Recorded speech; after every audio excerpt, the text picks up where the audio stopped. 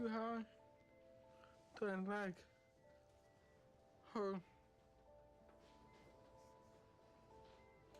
It takes time.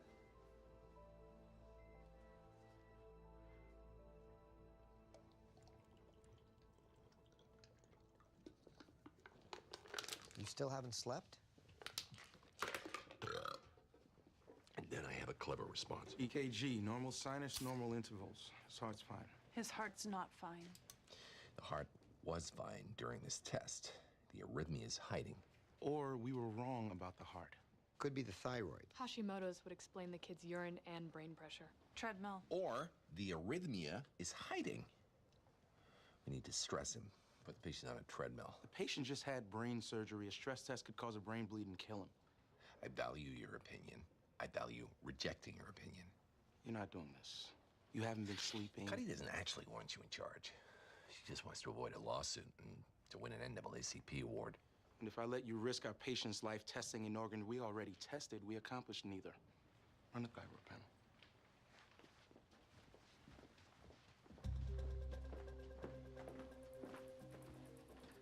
How do we get him into the stress lab without Foreman's sign-off?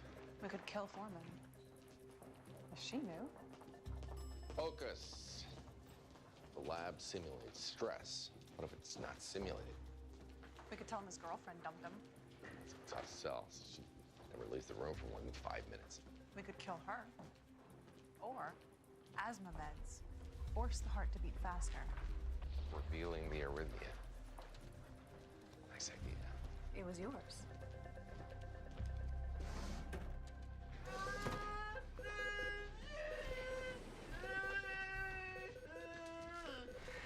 I just left the room for a few minutes. You ripped out his implant. So much for improving his life. Actually, I think we just saved it. Look at that.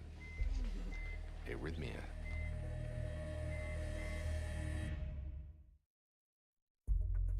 You were right about the heart. Should have listened to you. The correct phrasing would be, I should always listen to you. He's got problems everywhere. What goes everywhere? Blood.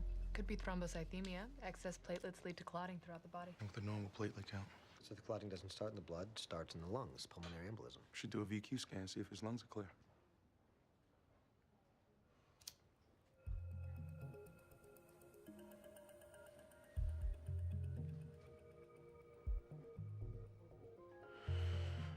Go.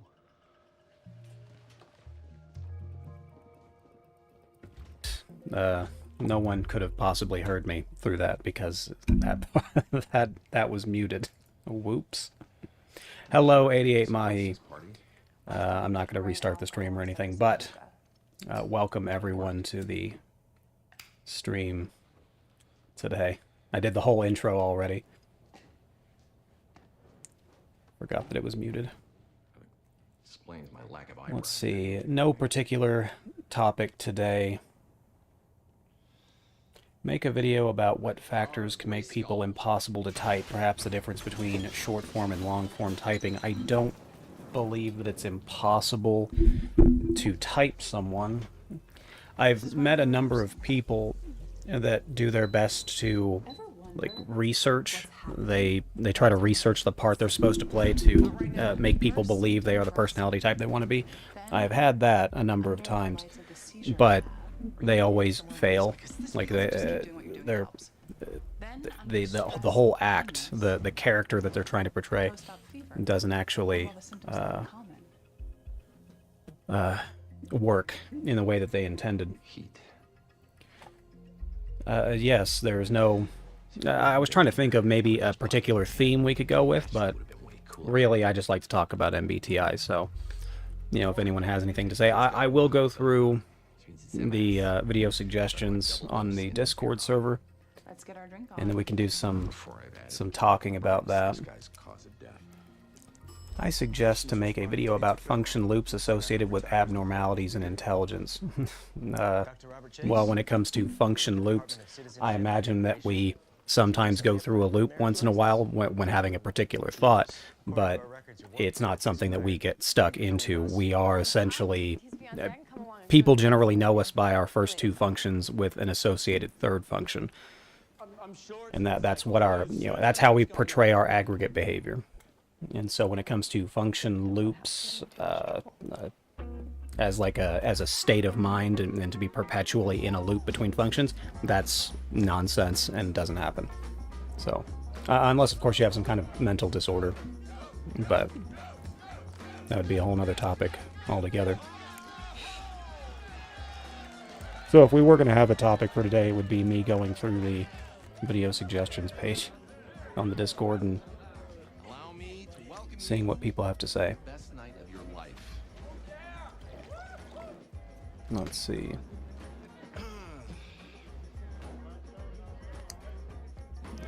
Let's see. Where was that? Someone on my Discord said that they were recently an ex-Mormon ENTP.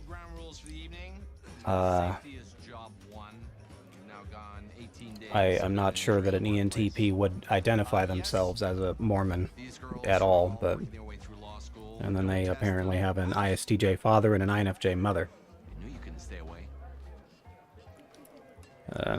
Now remember, as a general rule, over the past 10 years, if you come to me and claim that you or someone you know is an INFJ, I automatically doubt that that's the case. So I'm not sure that this is accurate. Oh, and I said it earlier while I was muted, but Lady V is here with us today. She's just unable to speak. She had surgery very recently and she cannot talk for a while, but she is here in spirit, possibly in text form. Let's see what else we got here. Oh my goodness, I just realized that I had a show running in the background. That's how my life is. I always have something in the background and I don't realize I have it in the background.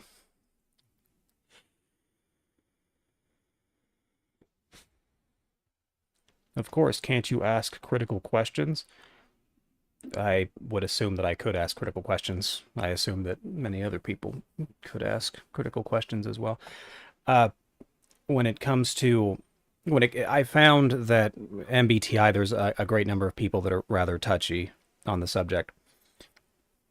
And so, when I was in the beginning of my MBTI journey, I would push people's buttons. I would point out why this makes sense, why that doesn't make sense. And I found that a majority of the MBTI community is a preferenced introverted feeler and extroverted thinker. And so they don't like to have their understandings of things pushed very often. So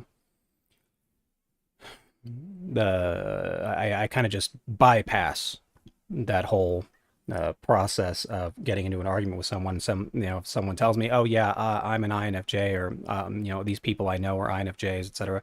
Like, that's cool. Unless you want to talk about why they're not an INFJ, then I'm just gonna leave it alone.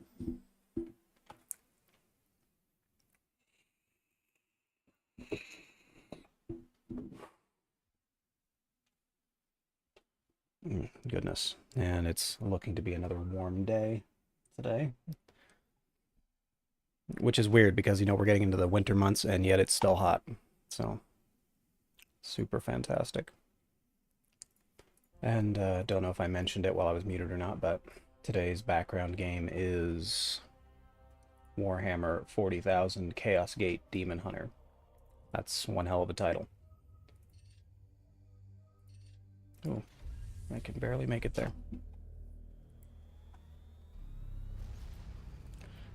Yeah, that's possible. People do strange things, for certain.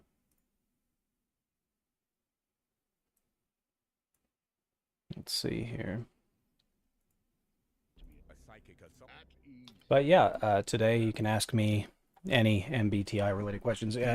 I have been more focused on the emergence of introverted sensing types that are getting into MBTI, or not really like getting into it, like, to the degree in which I've gotten into MBTI, or some of the other typologists. But they have some base awareness of, you know, the 16 types and how they believe they're supposed to act or behave in general. And so I've been picking up a few more introverted sensors. However, they've been, specifically though, it's just ESFJ and ESTJ.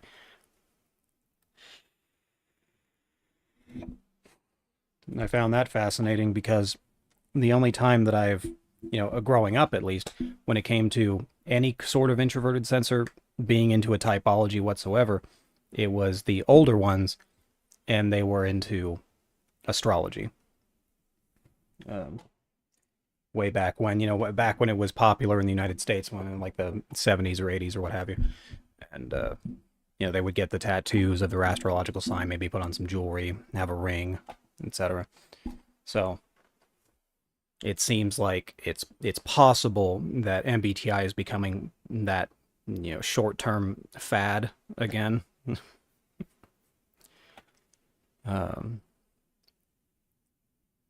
My brother. What about my brother? Let me get some water. I'll be right back.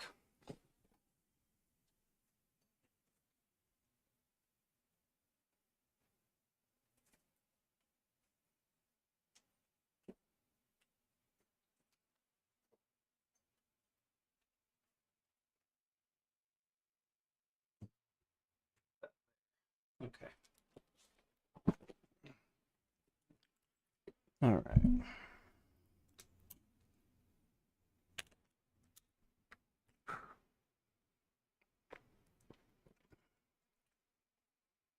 Let's see here. So there was that. I'm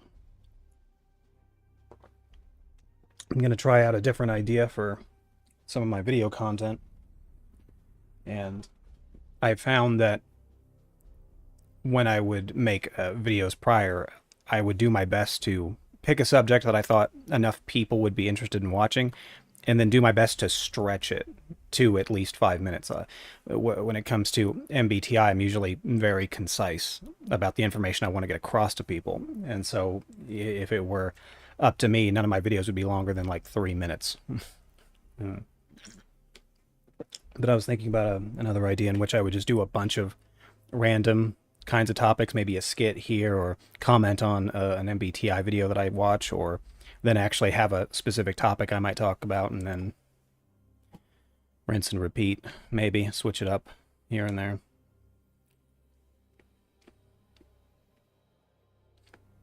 Seems like you use him as an example for your own research, but this was just for discussing MBTI. Well, I use a few of my brothers, which makes sense. I have got 3 brothers, so I have an INTJ, ENFP, and an INTP brother. And I use them as examples because I had known them the longest, more personally.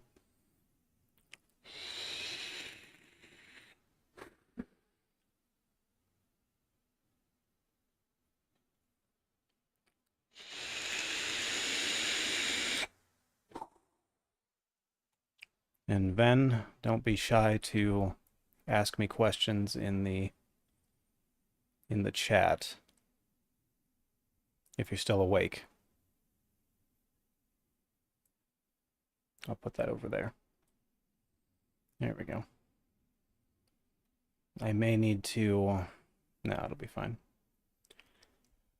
I might need to throw the link into the announcements section of the Discord, but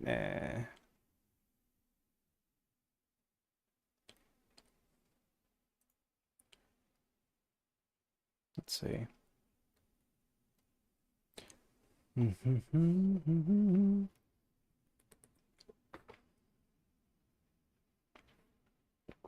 Yeah.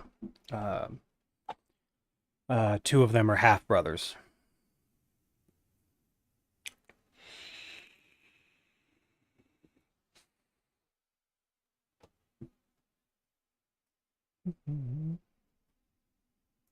Let's see here.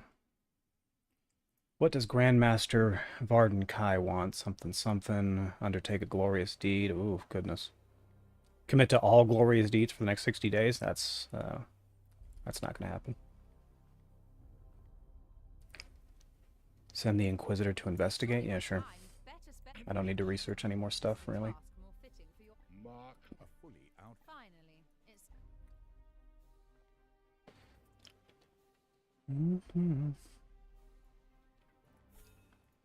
All right. Oh, we're going to run into a Death Guard. But I've got to get there.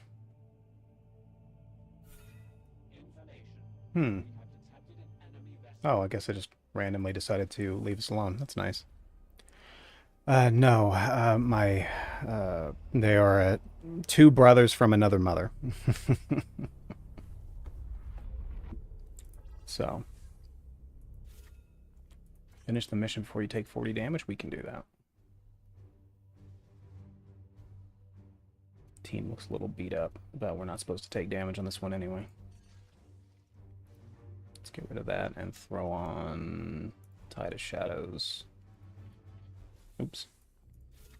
So yeah, my father is an ENFP, and so it seems that he passed along the extroverted, intuitive gene to most of his children.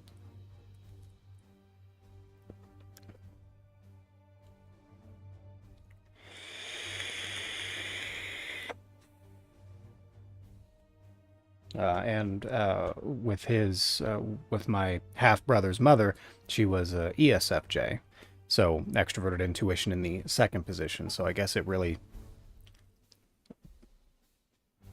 doesn't seem all that out of place.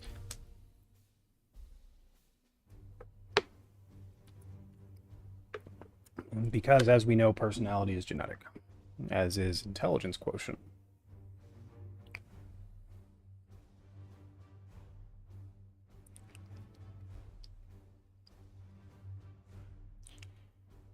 Let's see. Got pretty lame stepbrother. Well, stepbrothers may not always be the most interesting. I at one point had 2 stepbrothers that I grew up with. Didn't have a lot in common. One was ESFP and the other ISTJ. So, doesn't sound like you got anything from your mom. Her general thinness, I guess. I'd always been thin throughout most of my life, and then I started drinking beer, and after that, I started putting on the pounds. But other than that, yeah, about the only thing I got from her was her metabolism, I suppose. Everything else, though, the hair, the eyes, the nose, it's all from my father.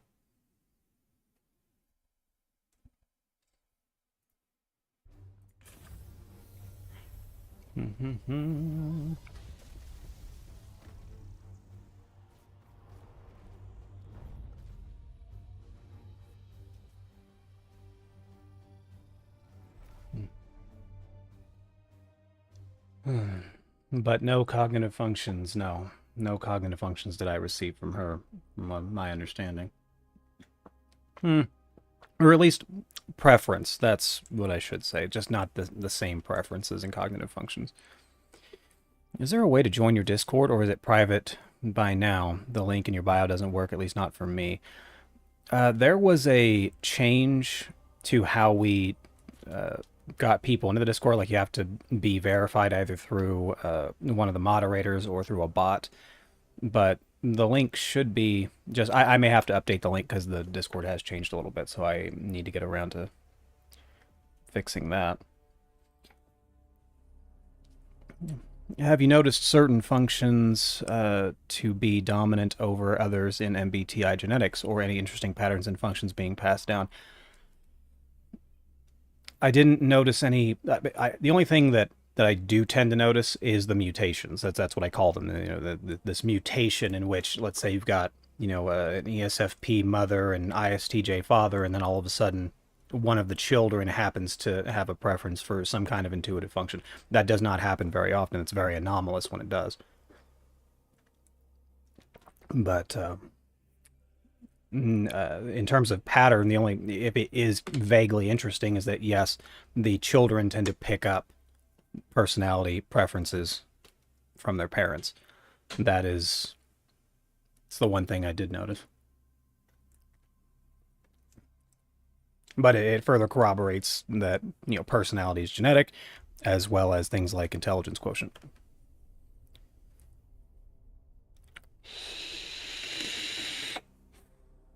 But, yeah, I'll have to see about... I wonder if I can just throw it into the chat box or something, a link to the Discord. That might be something to do. Invite people, and then I would just do a copy, and then I wonder if that'd work.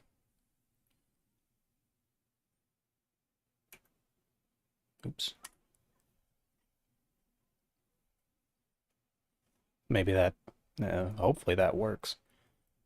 To the Street Urchins Hangout.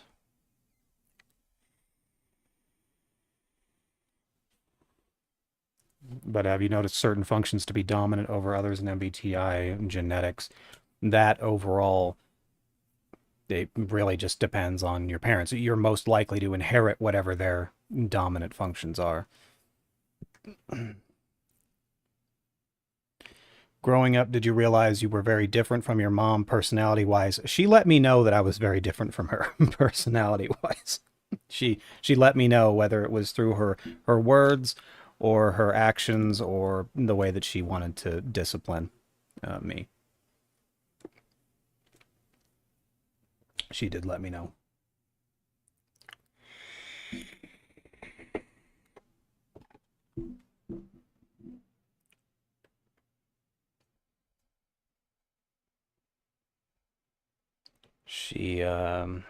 She demanded that there be discipline and to be very focused on one's future.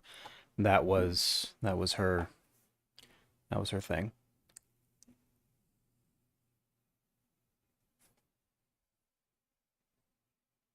Let's see.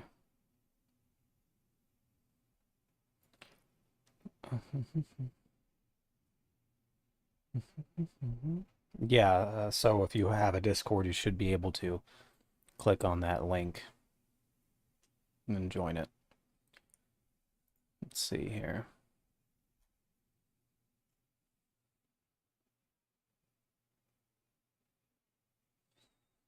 And then you can ask me questions all the time. What type do you think is most friendly or easy to get along with? Certain types mature in different ways. And so I would say that me as an ENTP, I typically get along with everyone, especially the people I just meet. I usually don't have a too big of a problem with them. They have to go out of their way to deserve my ire or my dislike. So I would say that ISFJs are going to be very friendly. ISFPs, especially when they're young, they're going to be very friendly. ESTPs probably aren't as super friendly earlier on, but I would imagine that they most very quickly become friendly people once they hit adolescence, maybe around 14, 15, 16.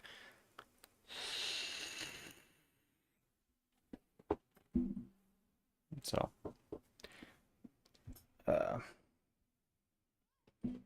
and then at the same time, they're like, let's take, some ESTJs, for example, if they grew up in a family where community was very important and they were taught how to behave, and then the ESTJ was always around, not just their peers, but, other authority figures, adults, and they acted very kindly towards others, then an ESTJ is going to pick up that behavior. So I don't know if there's too many personalities that are just baseline friendly people to be around.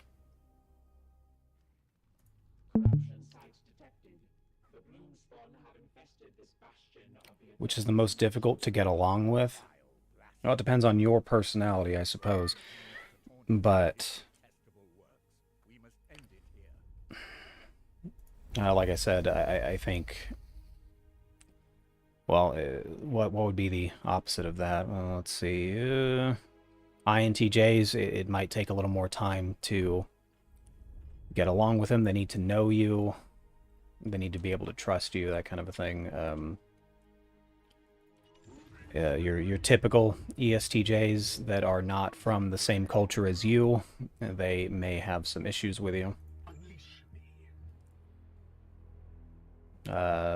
Some ESFPs you're going to have a difficult time getting along with.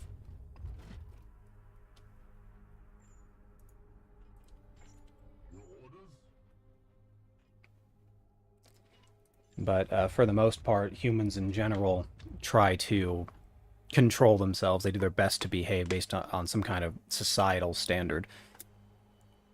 And so, at the very least, people try to fake getting along with you.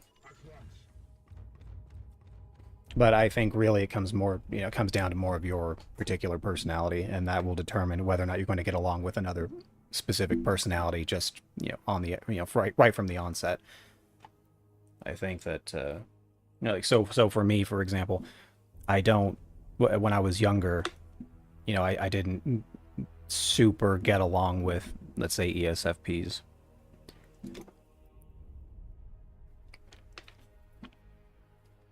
ESTJs I didn't get along with, for obvious reasons.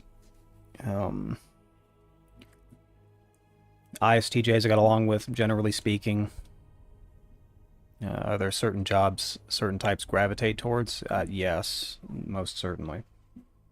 So, jobs that give you some manner of leeway or versatility in how the jobs are done, that's, of course, going to attract, let's start with the more common personality. So, extroverted sensors, for example, they tend to enjoy jobs where they get to have some creative influence as to how a job gets done. That's something that they would prefer. And of course, there's a great many other jobs. I'd like to use the example of an ESTP stepfather I had for a period of time. He ended up picking up welding, and that as his profession for most of his life. And he got to work on his schedule, do it how he wanted to get it done, hire if he needed to hire other people. Then he could hire on who he wanted to get the jobs done. I knew of an ISTP, a much older ISTP. He'd be, if he's still alive, he'd be in his 70s now, where he eventually picked up a job taking photographs of the Alaskan wilderness. And so he was already someone that enjoyed going out into the wilderness and doing his best to survive. And so because he had this skill set of being out by himself and surviving in harsh lands, he would use those skills to get these unique photographs of the landscape. And so point is that in both cases, the ISTP or an ESTP, they love to have jobs where they get to work on their own time, set their own schedules, and then do the work the way that they want to do it. So there's that. Introverted sensors typically enjoy jobs that have a large number of procedures, rules to follow, because it's much easier for them to just know what the list is, to the steps that need to be taken to finish a job and to get it done. That's something they're great at. And so any jobs that require certain procedures or have set standards or protocols that need to be followed. So you'll find, especially nowadays, you'll find a lot of introverted sensors in medicine, all kinds of medicine, whether it's just working in the emergency room or dentistry, optometry, or just general practice. Because nowadays doctoring has become so streamlined and there's so many regulations that need to be followed, that's perfect for an introverted sensor.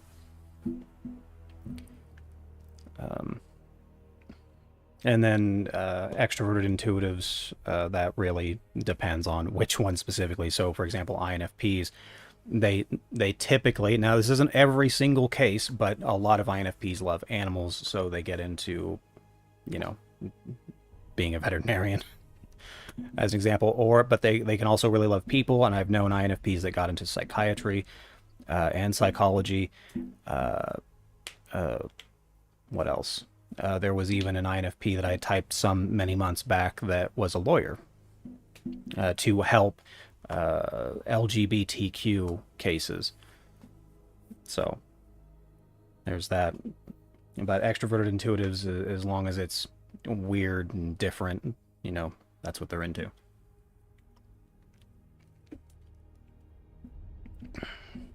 But, of course, not all of them get into those positions. Let's see, what else we got here? Are INTJs and INFJs clumsy since they have lower extroverted sensing? I have known them to be clumsy. Usually, though, when they make a mistake about being clumsy, they fix it right away, but they sometimes don't always notice that they've knocked something over or put something in the wrong place. But I have known them to be not as graceful as other personality types, certainly. Granted, I'm not either, so I can understand that. Let's see. Do outdoorsmen or women usually have extroverted sensing? That's been my experience, yes. Especially in the case of ISTPs, for example. I've known female ISTPs and of course male ISTPs that enjoy being out in the wilderness. They like to go camping or do the hiking. And then of course I've known some that do fishing on a pretty regular basis. Let's see. I am not familiar with welding. Did he do it for long? Yes, the ESTP that I had known, he said he started picking up welding when he was about 26, and I met him when he was in his early 60s. So he had been doing welding for about 40 years at the time. And he would make a, and that was the cool part, is that when I didn't spend a whole lot of time with him, but I was hanging out with him for maybe like a couple of weeks, and he'd have like this list of jobs, like people would request his services, and so he would just pick whichever job he felt like doing at the time, and then he would get it done, pull in a quick however many thousands of dollars and large amounts of money, and then just go spend it on whatever we would just go out to I went to that was the first time I went to Twin Peaks, by the way, in Texas. So he took me to Twin Peaks, and then we would go out and we'd have a bunch of beer and do something else, or maybe go bowling or something, and then come back. So it was cool stuff. Point is that even an ESTP, even when they're in their 60s, in some cases, still have an issue when it comes to like saving money for things. But he had a wonderful house that he built, and he called it his retirement. And so when he was completely done working, he would just take his house and the property it was on and just sell it for however many hundreds of thousands of dollars.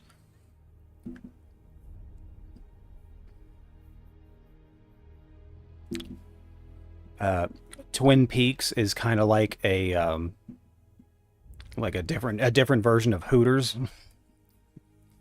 Their food was not great, not that particular day, by the way. What about traveling jobs? You think that person would have to have extroverted intuition somewhere in their function stack? I don't think that's necessary. I've known a number of ESFPs love to travel, by the way, as do ISFPs. They typically enjoy getting to experience new places, see the new things. I don't think it's necessary for extroverted I don't think it's necessary to have a preference for extroverted intuition, a strong preference for extroverted intuition, to want to enjoy new things. Now, when I think of traveling for myself, I want to travel there because I want to experience a culture, not necessarily see the things, although I did at one point want to go to Japan to see the cherry blossoms, in bloom. I thought that would be, I'd seen so many memes about it, and I thought that would be something to go see. But more importantly, I would want to go see the culture. I want to know how they conduct themselves socially. That's what I want to know about. So every type wants to see different places, just for different reasons. Are INTJs and INFJs usually less or more clumsy than introverted sensing types? Yeah. they're typically more clumsy than introverted sensing types. In my experience, yes. That's 10 years traveling across the country to see different people.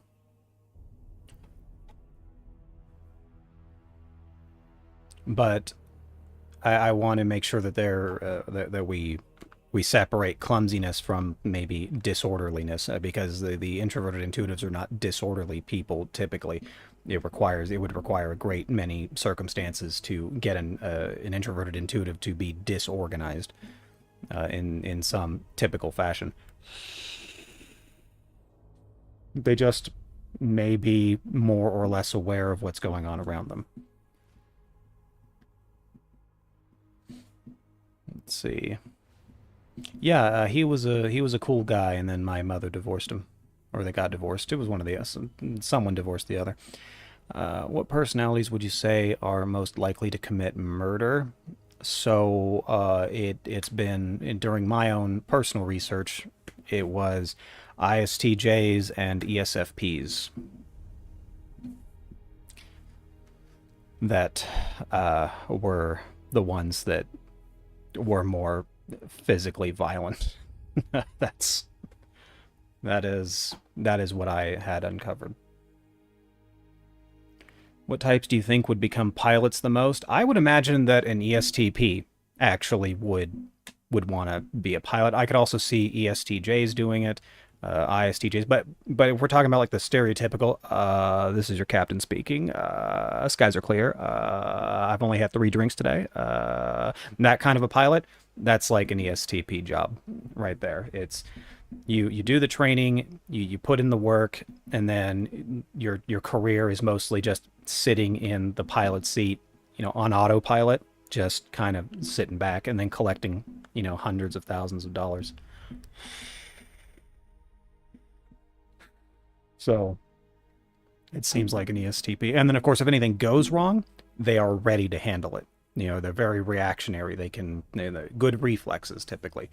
So like, I would absolutely trust an ESTP who's even a little tipsy to fly my plane.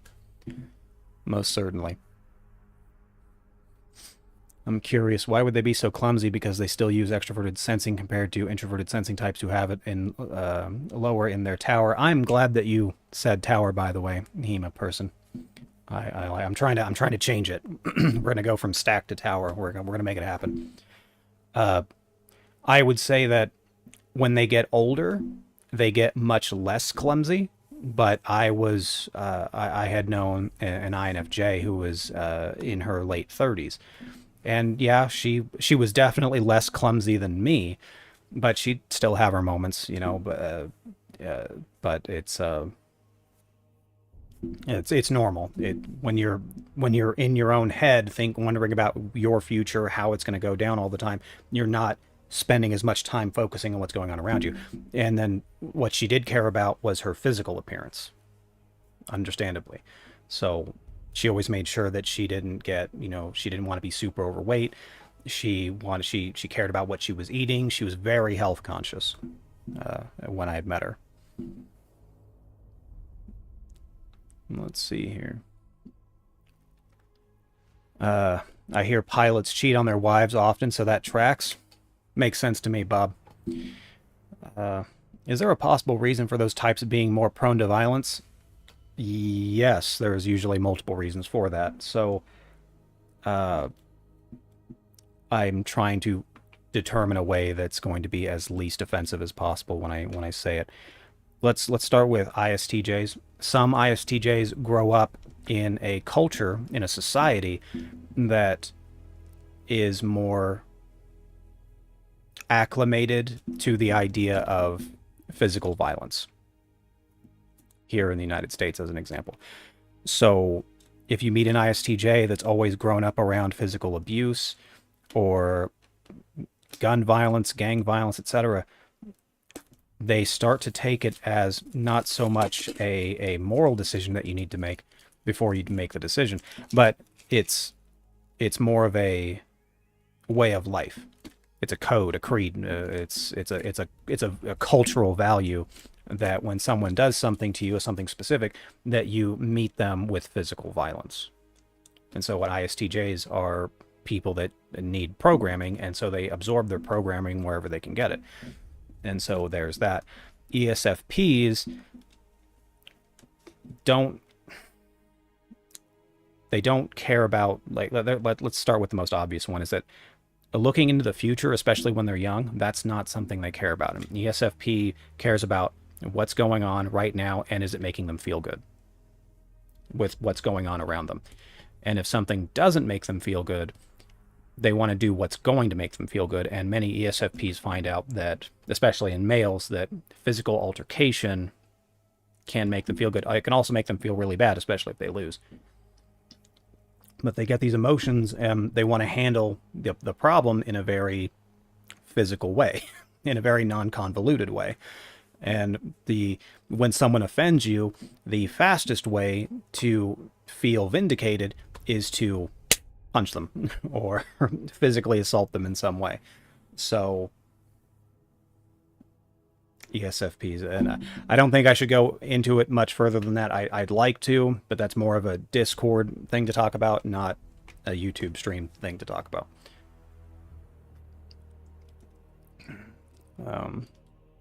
So INTJs are not messy. I was pretty sure they were. No, INTJs. Their version of messy is like, so my brother, for example, he will tell me about how messy his desk is in one particular case. And I'm like, well, your desk is messy. Like, really, show me. How bad is it? And then he's showing me like 4 cans of alcohol. He's like, yeah, it's turning into a mess. I can't let it get, too much worse than this. I'm like, really, that's your mess? 4 cans on a desk? And then I'll show him a picture of my desk, and it's stacked with cans of empty water bottles over the place. A bottle of NyQuil here, empty vape juice bottles, a roll of toilet paper for whatever reason, pills, gummies, just all kinds of trash just all over. I'm like, this is what a mess looks like. This is what it means to be disorganized. So they just have different standards for what's messy and what's not. Let's see. But she can care about her physical appearance because of extroverted sensing or extroverted feeling. Probably a combination of both. When it comes to your physical appearance, most extroverted feelers are aware that the prettier you are, the easier it is to manipulate others. They get that. So there's one reason why they might do that. For an INFJ, on the other hand, as they get older, and once they reach, like 20 years old, and then, normally the metabolism starts to slow down, and maybe you start noticing, you're gaining weight in certain places, they start caring a lot more about their physical health. And so they tend to just want to eat better, maybe get a little bit of exercise. It's not, most INFJs or INTJs, they're not going to the gym 7 days a week. That's not something they need to do. They just need to make sure that they are physically strong or physically fit in some way. My cousin is a flight attendant. She tells me about the pilots. Oh, well, I mean, I would believe that, yes, many pilots probably end up having some extra marital affairs.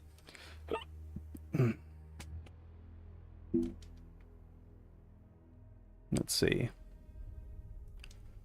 Yes, YouTube is a rather restrictive place, and so I don't want to necessarily say anything that gets the video or the stream demonetized if I can help it. Try not to swear, for example. No swearing.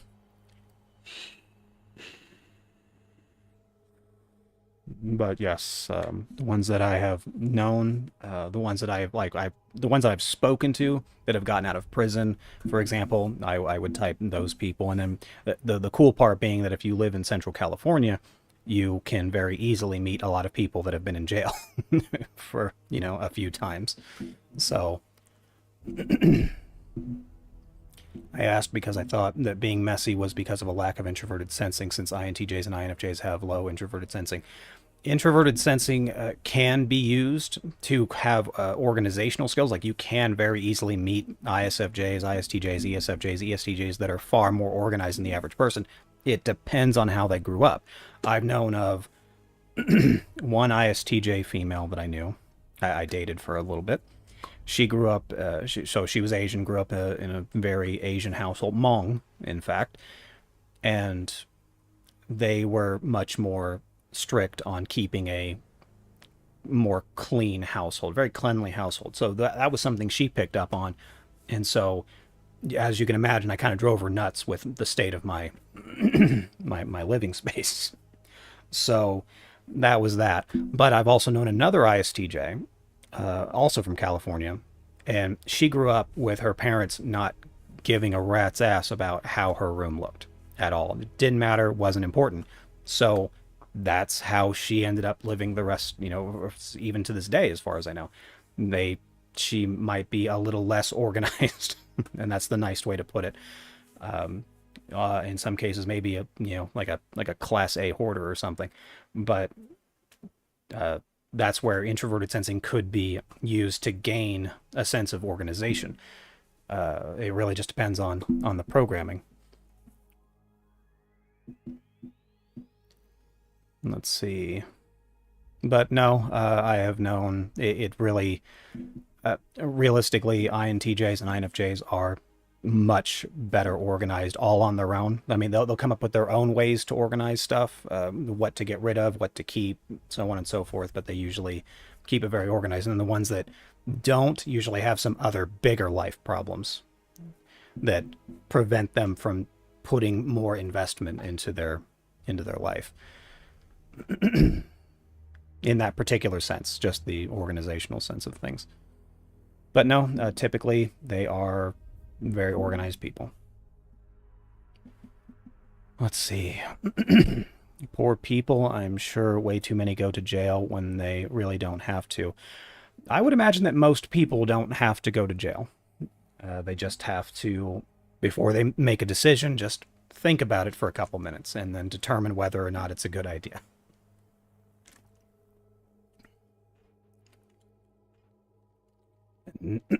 Not everybody does that. I'm sorry, my voice is going out today.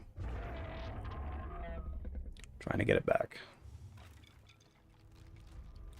This one might be difficult, but how do I know if my math teacher is an ENTP?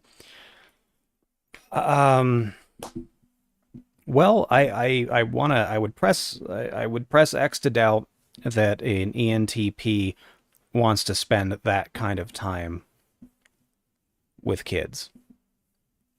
I have not met an ENTP teacher that I can think of. There was one that had a lot of similar interests to me, but I believed he was most likely an ENFP, not an ENTP.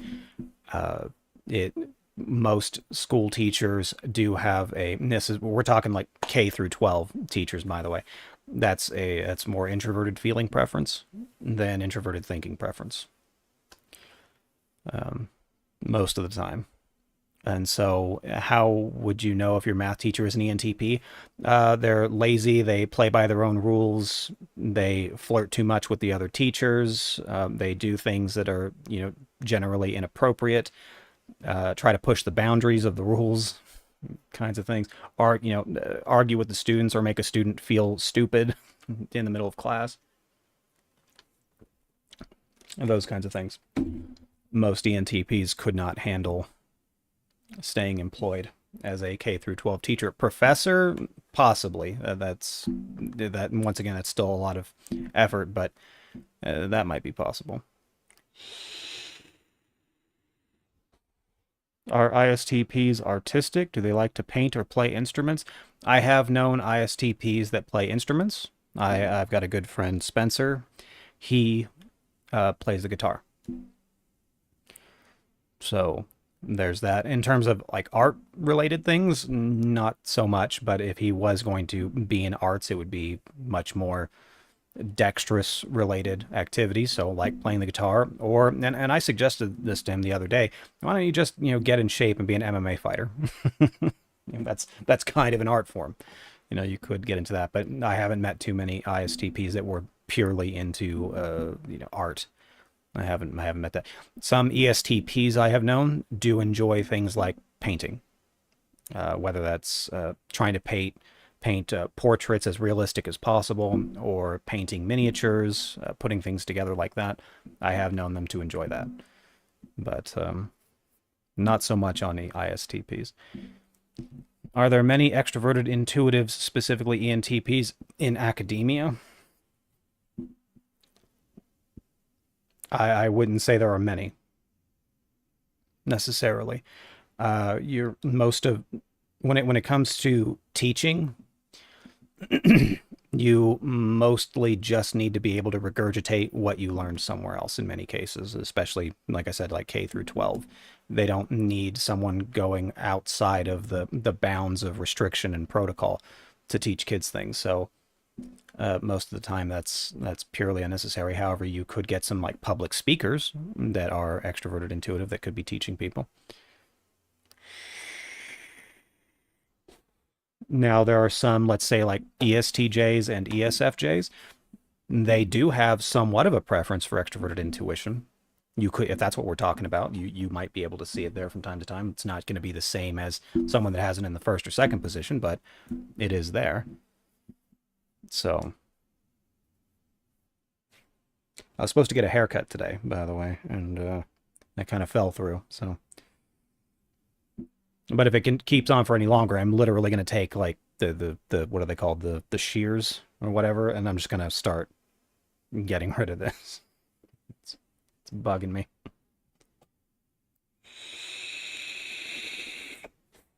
Yeah, what Ven said. Lady V doesn't have the patience to be a teacher. Understandably, not. I imagine there's not too many people that do have the patience to pull that off.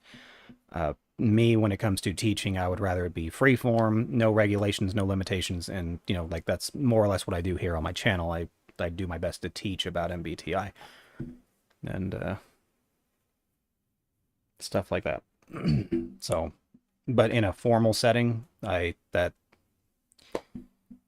be very Socrates-like, where you just do these long lectures and then people either show up or they don't.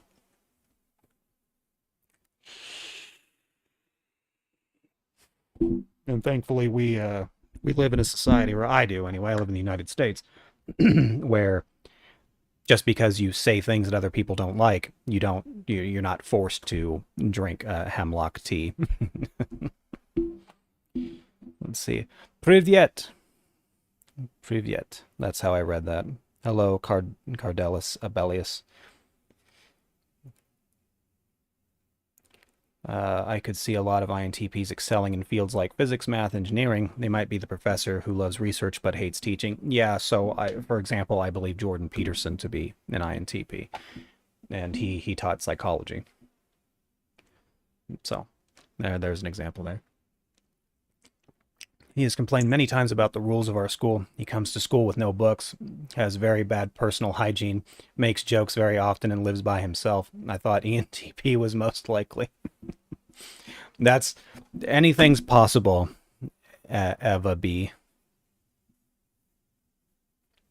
Anything's possible. It would be fun to get to know an ENTP school teacher. Do extroverted sensing users enjoy open world map type video games like extroverted intuitive users do? I don't see them playing it a whole lot in my experience. That has not been the case. Most ISTPs and ESTPs, they enjoy the first person shooter kind of games. I've tried to force my cousin into playing open world sandbox games like Empyrean, sometimes Minecraft, and we'll play it for a little bit, but he gets bored of it very quickly and then moves on to something else. He tries to set up these, what he calls Minecraft Hunger Games, and tries to get people to fight against each other. So, and that's mostly where his interest is, and then afterwards it's gone. What are your thoughts on the idea of superego and shadow functions in MBTI? For example, the idea of INTPs having an ISFP superego and ENTJ shadow. I don't believe that I have seen enough evidence that would make this idea of having a superego or a shadow form as being relevant. I haven't seen enough of it. When animals get stressed, they go back to what's comfortable as to, how they've lived their life for the most part. And so the idea of an INTP at any point being an ISFP or turning into an ENTJ, it's a little bit silly. I think a lot of that stuff was created to try to drum up interest in MBTI or in some other forms of typology. They're theories at best, and to see practical examples of this happening is not something you should rely on. People are who they are, for certain. I think, though, for an INTP could absolutely have moments in which they want to get things done quickly and they're focused on their future. How long does that last? And are they going to be behaving in a manner that's very similar to that of like an ENTJ who's been doing it all their life? Absolutely not. It's not going to look nearly the same.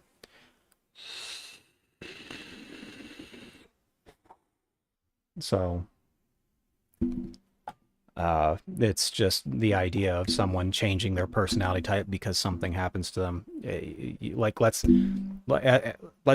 take a hypothetical. Let's say that you took one personality, and then very next day when they woke up, all of a sudden their brain switched and now they had a preference for these other functions.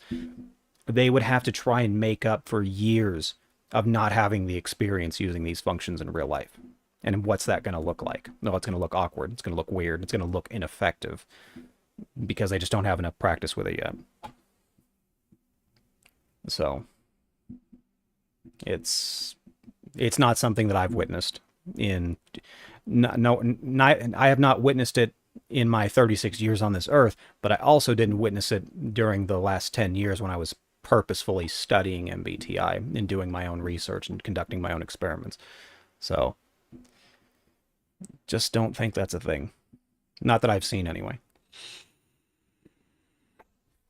Do ISFPs enjoy working in jobs that help other people, such as healthcare and childcare? Yes. I've seen that a lot. So ISFPs, typically, a lot of their beginning jobs were babysitting. Like they would babysit, their uncle's kids, or they'll babysit they'll put out like an ad somewhere or let other people know that, yeah, I'll babysit your kids for like, $50 or whatever.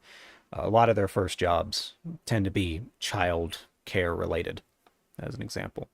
So they seem to enjoy it. That's what it seems like. Obviously, if you don't enjoy what you're doing, you stop doing what you're doing. So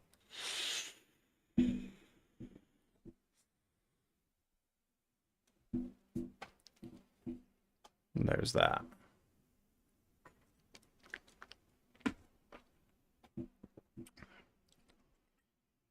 Oh, goodness.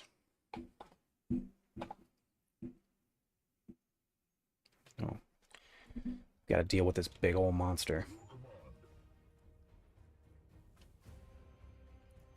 Let's see what we got here.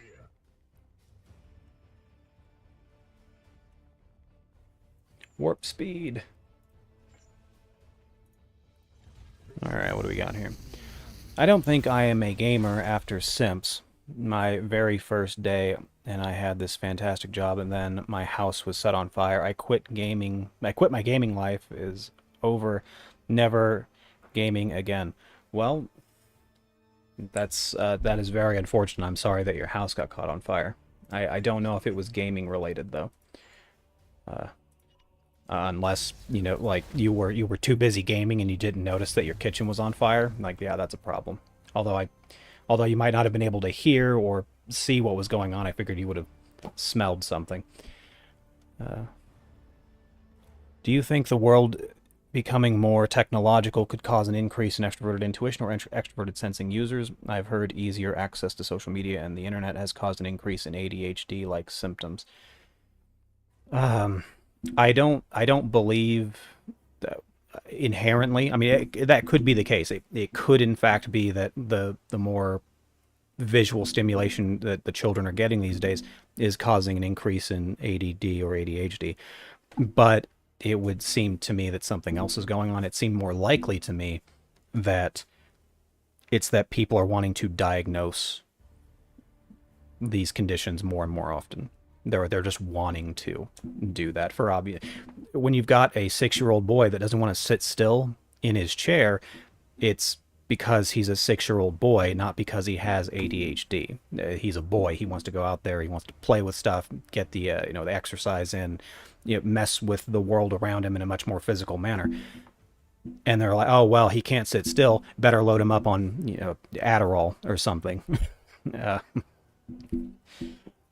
So in my opinion, it's not that I don't believe that ADD or ADHD is becoming more common. I believe it's more commonly diagnosed and misdiagnosed, overly diagnosed. And it's been my experience so far that the world has been increasing in introverted sensing, not extroverted sensing or extroverted intuition. No, poor house. I had nothing to stop the fire because I had no money. Oh, that does suck. How does trauma and stress affect the INTP and ISFP personality types? Things like losing family members and friends in an accident. Well, let me try and think back to cases in which someone has lost some. ISFPs, they get sad about it, understandably, but they do try to move on with their life. That's what I've noticed. I've known a number of ISFPs that have had some tragic things happen, and they do their best to move forward. They don't languish in their memories for as often as some other personality types. Whereas an INTP, well, they have a stronger preference for introverted sensing and therefore memory.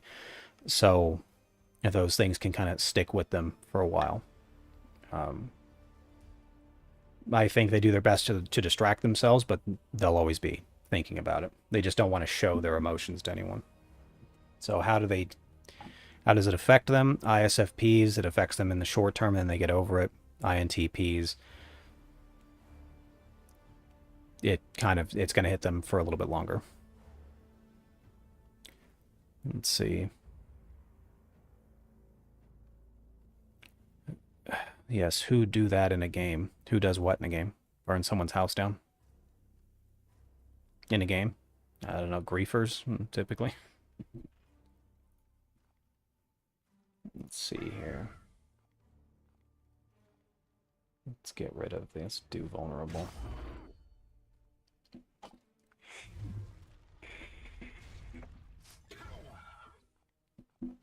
And disable crab claw. What was it? Crab claw?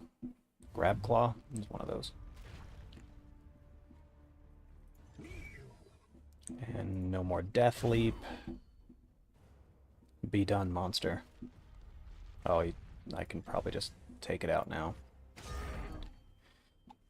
By the way, in Warhammer 40,000 Chaos Gate Demon Hunters, the Interceptor class is still just very strong. Run.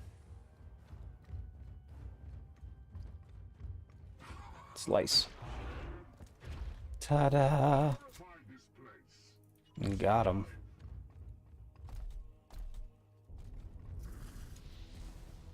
What else we got here? Ven, are you still with me? Once again, Lady V is here in spirit. She cannot talk. She had surgery recently and is unable to speak. Let's see.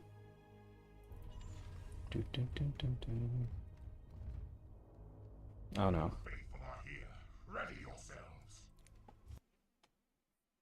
Started combat again. Alright. Any other questions so far today? Otherwise, you're going to be stuck watching, Warhammer 40,000. Which you should get into it. So it's a great story.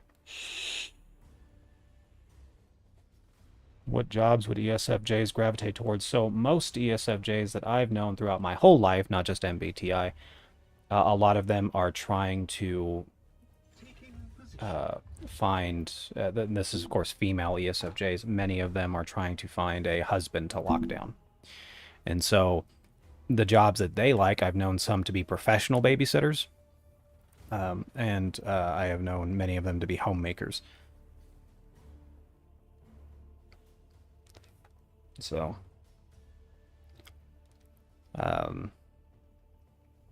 I did meet an ESFJ that worked for the Federal Bureau of Investigation once.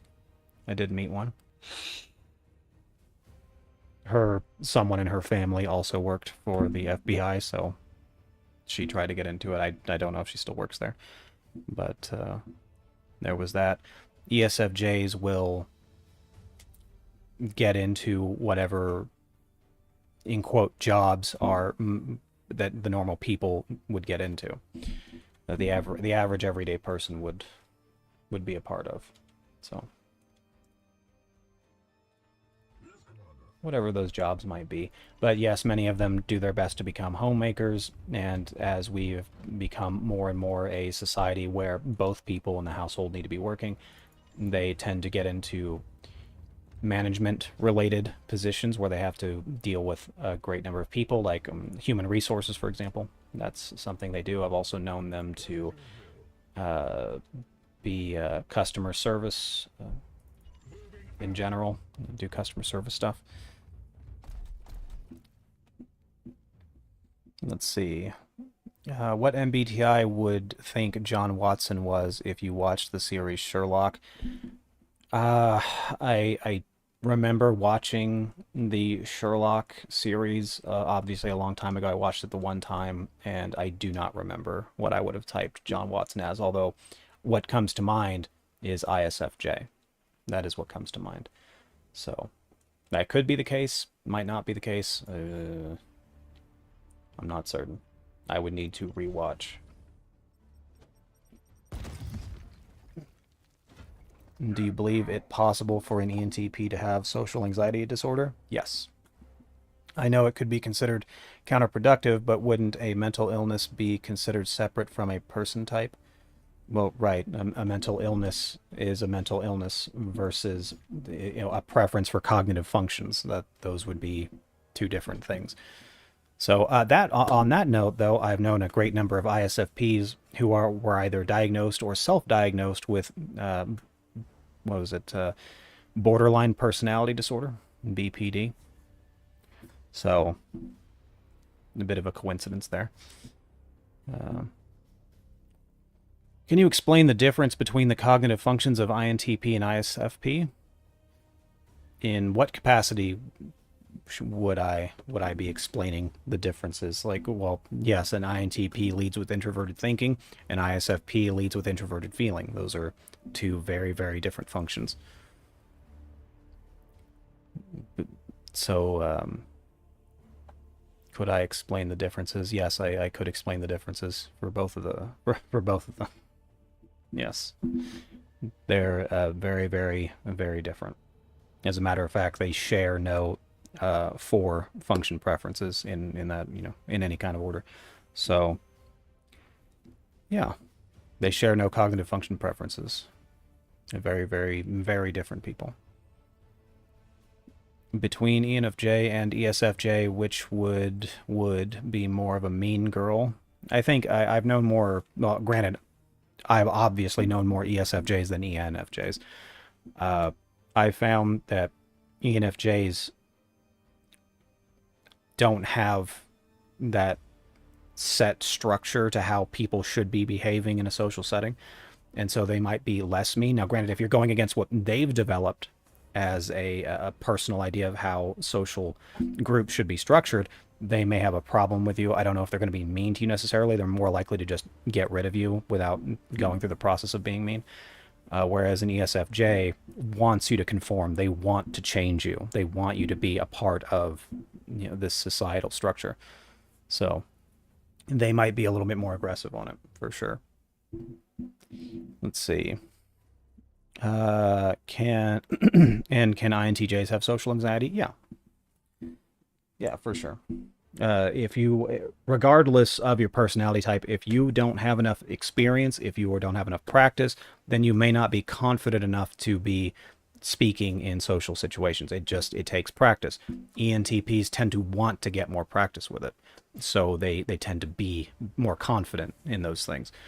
Whereas an INTJ, it's not really in their immediate preferences to want to be social, and so it's going to take some more time for them to become more comfortable. So, let's see. I was asking because I was wanting to figure out the MBTI type of Danny Phantom, and a lot of people think he is an ISFP, but I don't think that is correct. Well, I don't know what the personality type of Danny Phantom is, but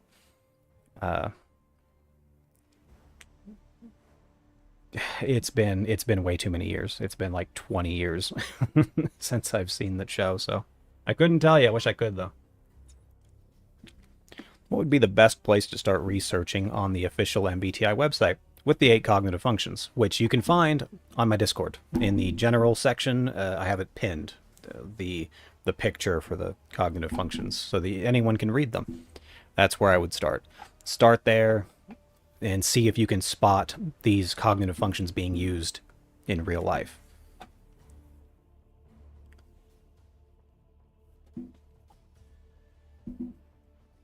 Okay. Let's see, I've got 2 action points here. We're just gonna... Oh, they can't move anymore. Oops. Can he not? No, he can't do anything either. Alright, it's up to the Interceptor again to try and make magic happen. We'll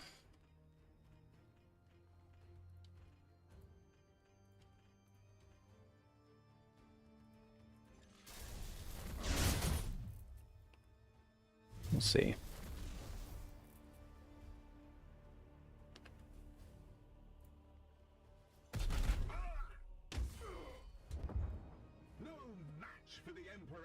Well, let's guarantee them critical strikes. And that didn't work. Goodness.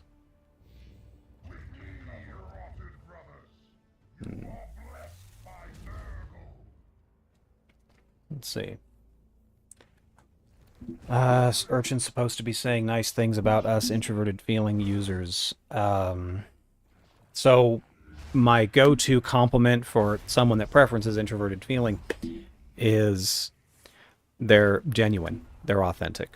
When you get to have a one-on-one with them, they can express how they really feel about things, and that's something that I can appreciate because I have gone through most of my life with people just trying to lie to everyone. So it's refreshing for someone to at least be genuine about how they feel, whether it be generally considered perceived as negative or positive. So I do enjoy that about introverted feeling preference to people. They let you know when they're comfortable, they let you know when they're happy, they let you know when they're sad. And that's different, you know, from dealing with people in public. Will you make an in-depth video on INTP personality type at some point? Probably. I would imagine that I would do that. I don't have a whole lot of INTPs that are that interested in MBTI, so it doesn't come up as a worthwhile venture, but I imagine that there will be a time in which I would do that.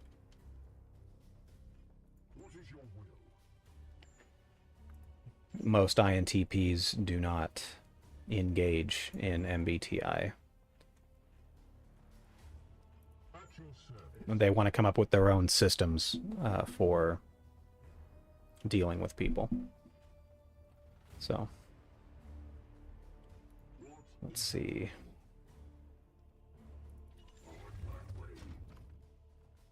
Vortex of Doom.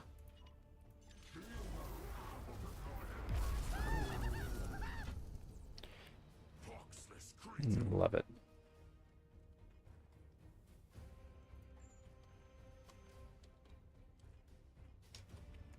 Let's do some smiting here. Smite.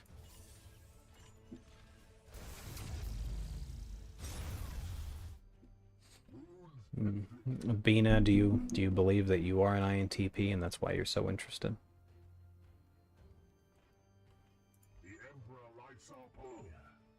Oh, my character got hit pretty hard.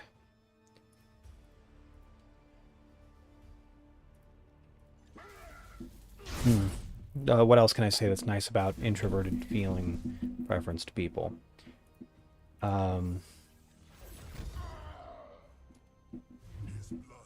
It's sometimes nice to orient my perspective on how people feel about certain things. Because I'm supposed to be this character that doesn't really have personal morals, values, feelings on just about anything. It's very, it's much smaller than most other people. So to orient myself and remember how far removed I am from typical everyday morals and values, sometimes that's helpful.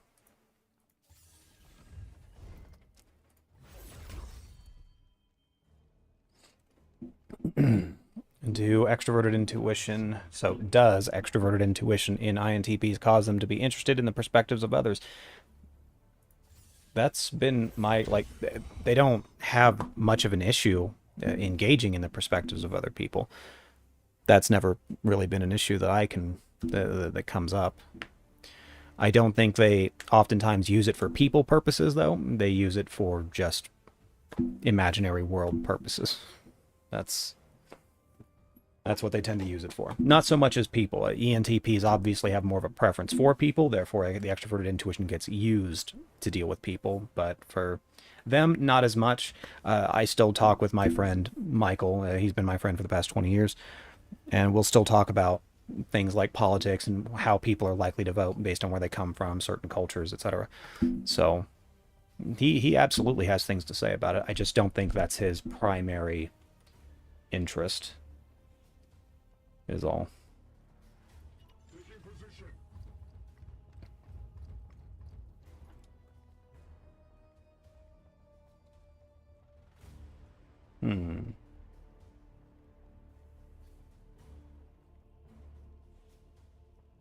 I don't know what this enraged stuff is supposed to do, but I guess it's not important.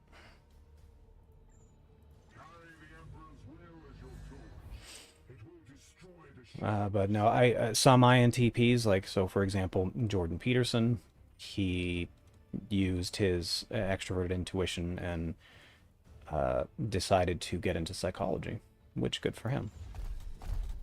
I think that INTPs could benefit the psychological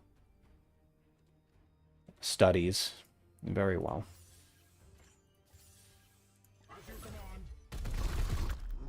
I don't think they get everything right, though. But, you know, who does? So. Oh, am I just barely out of range or something? I am. No. That's whatever. Just Overwatch.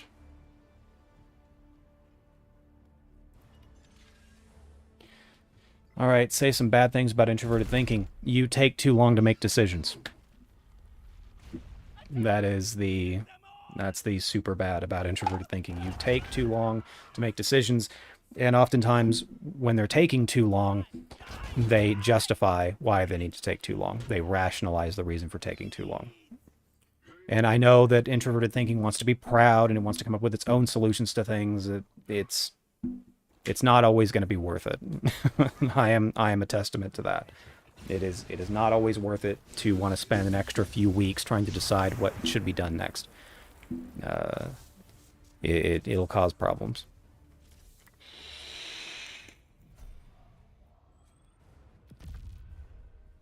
I figured out that I am just here so you can complain.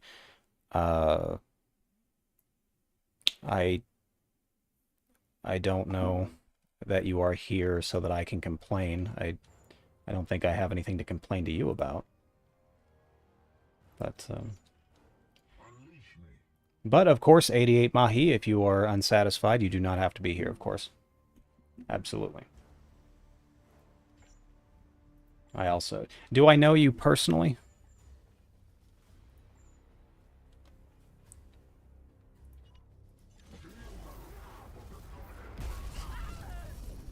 Possibly, maybe not.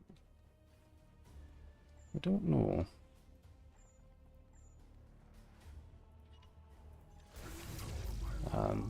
No, I'm not here to complain. I'm here to answer questions. That's what I do. Hmm. You have been judged. All right. Moving on. I thought my wizard librarian knew how to teleport. Perhaps not. I am with you. What else is bad about introverted thinking? No, I think that was rather concise. Introverted thinking takes too long to come up with its own solutions, more often than not. That can lead to issues, understandably. Oh. Where is... Okay. Melee got disabled. Sad days. Let's see. What else do we have for MBTI today? I'm here to answer your questions.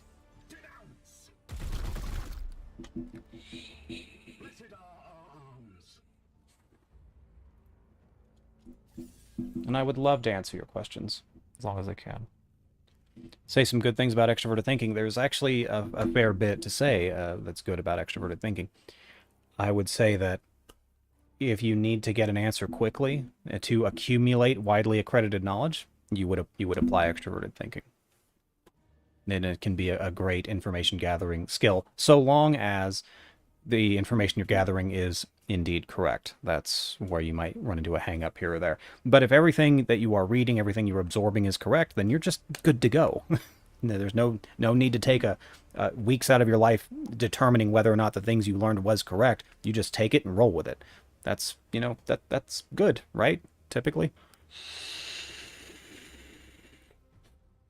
No, all that stuff about why people do so much bad and why everyone got things wrong. Just that, what I was talking about, so no big deal, it's all right. All right, well, I'm not sure what you mean. Why people do so much bad. Oh, a lot of people do a lot of bad stuff. That's true. And why a lot of them get things wrong, yeah, it's from, third-party information sources, and they don't go out of their way to learn how the typology works in real life. They just read some theories, maybe mesh them together and decide, oh, this, this makes sense as a theory, and so that's what I'm going to preach. And it's stuff that doesn't really apply to real life, so can be a problem.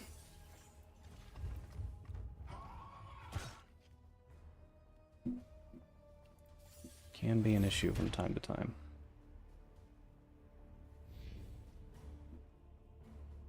I think this guy might explode into monsters.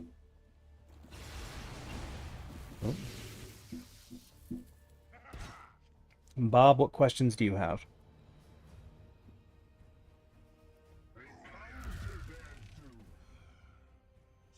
Bob usually has a million and one questions. Also, there was supposed to be, I want to say it was a young man named Unmake or something that might be joining us today.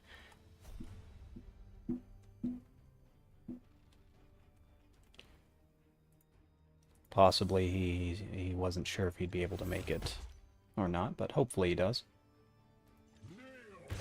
Also, I was kind of thinking that Bob, maybe Kiwi, was going to be joining me on voice today.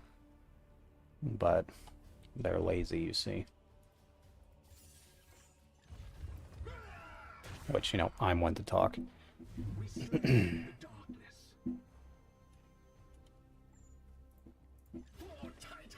Flat, flat, flat, flat.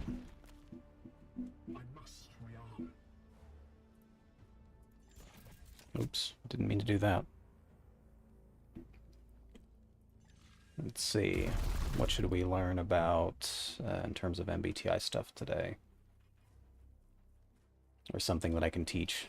Anyway, something neat, something specific.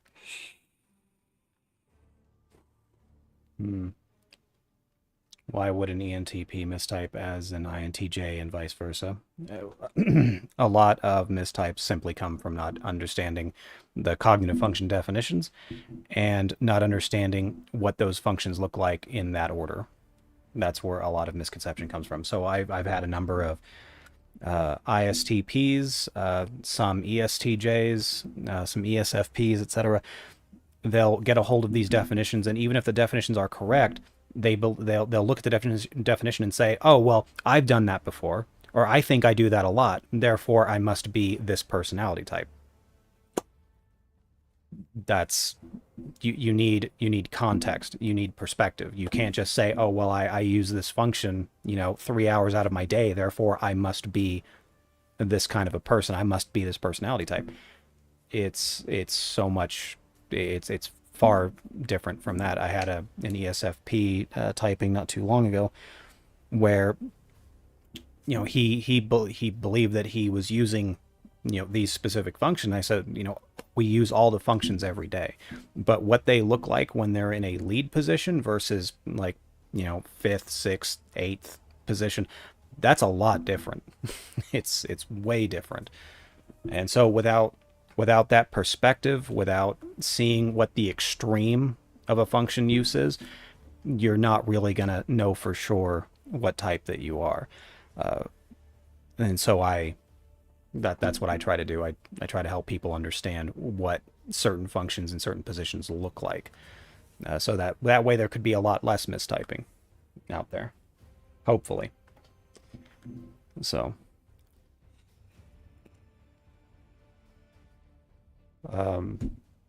I don't believe that an ENTP would mistype as an INTJ. Although, funny story, I actually typed an INFJ, which I believe that was the first time I had typed an INFJ since I had started the Discord, and they wanted to type themselves as an ENTP. And that was strange. I assumed that I would go throughout my entire life never having seen that. So that was fun. How do each of the 8 functions change depending on their position in the 8 different slots? I have been struggling to find more in-depth information on this. Well, that's because most of what you read out there on the internet, the third-hand accounts of people supposedly interacting with certain personalities, those kinds of people, they have theories that do not work in real life. They are not helpful if you're trying to pick out personality types in the real world, out in the wild. They're not very helpful. So you're not going to find a lot of information there, unless of course you want to talk to me about it, or if you want to watch some of my videos, and then that can be helpful, because I actually decided to take my understanding of MBTI out into the real world so that I could have a real grasp of what this was. But I think the simplest way that I've been able to explain it so far, hopefully I'll find a better way. The first function is the lead function. It's the function that you cannot turn off. So it's always, that person is always living in that state of mind. They can't turn it off. It's not something they can do. The second function is what I call the active function, and that's the one that you are consciously, actively trying to use on a regular basis. When you're having discussions with people or you're dealing with a situation, you want to actively use whatever that function is, actively pay attention to it. And then you have the third function, which I call the advantaged function, and it's typically a function, it develops a little bit later, usually around adolescence, so like 15, let's say, on average. And that is the function that you use when it's advantaged, when it can be substituted for your advantage. So instead of actively using that second function, you may decide to use the third function if it's going to help you more. And then the fourth function is the disdained function. It's the function that you are aware that it exists. It's nagging at you in the back of your mind, but you don't want to deal with it. It's not something that you would prefer to use at all. And so hopefully with that, it might be able to help you gauge personality types out in the real world. Wonder why so many mistype. So many just believe in thin air. This is sad. Well, a lot of people just believe what they read. Typically, they go with what makes them feel good to believe. So there's a whole lot of that happens in the MBTI community. Like when subtle things change in the environment. Oh, wait. All right, for ENFPs and ENTPs, I've heard that they sometimes don't like when things change because it requires them to pay attention and notice. Could that be due to inferior extroverted sensing? Depends on what's being changed. Talking about like the environment. I'm totally cool with change, except when I have to change to a lifestyle that doesn't include electricity and internet. That's when I have a problem. That's when I don't much care for change. I have the same car that I purchased when I was like 23 or 24. So that I've had that car for over 10 years now. And it's not that I haven't wanted to get another car. I just didn't see a need to get rid of the car I have now. But right now, if I had the money, I would just get rid of this current computer and I would get a brand new one. Then the change does not bother me to that degree. It really just depends on what's being changed.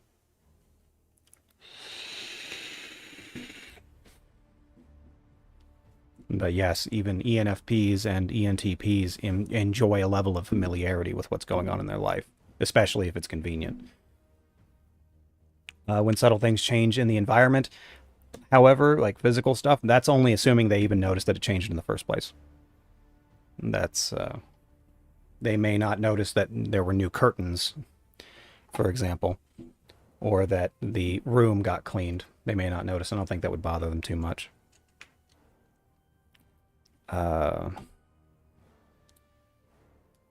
I see. Thank you for the information. You're welcome. I've been having a lot of trouble in the MBTI circle because everyone says something different. It seems no one's learned from the official source. No one wants to start there. Most people start with something else. And I tell people the same thing. Don't just trust what I say. If I say something that you think makes sense, try to apply it in the real world. I want you to have a personal understanding of it. I don't want you to just take what I say and then think that that's good enough. I'm like, no, don't do that. Just, you can hear what I have to say, go apply it. If it keeps working, come on back and I'll show you some more stuff, and then we can go from there.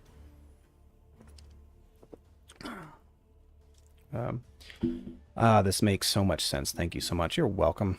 That's so cool. Straight, I bet your car is pretty neat. It's not pretty neat. I like it for the most part, except for when it gets too cold or too hot, then it's a bit of an issue.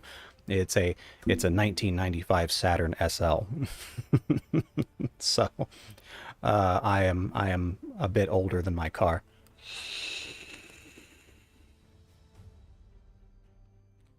I could see that being annoying if the ENTP or ENFP was with someone who expected them to take notice of changes. Yes, that I have not commented on. Perhaps I was dating someone and they changed their hair, they got new shoes or some new outfit.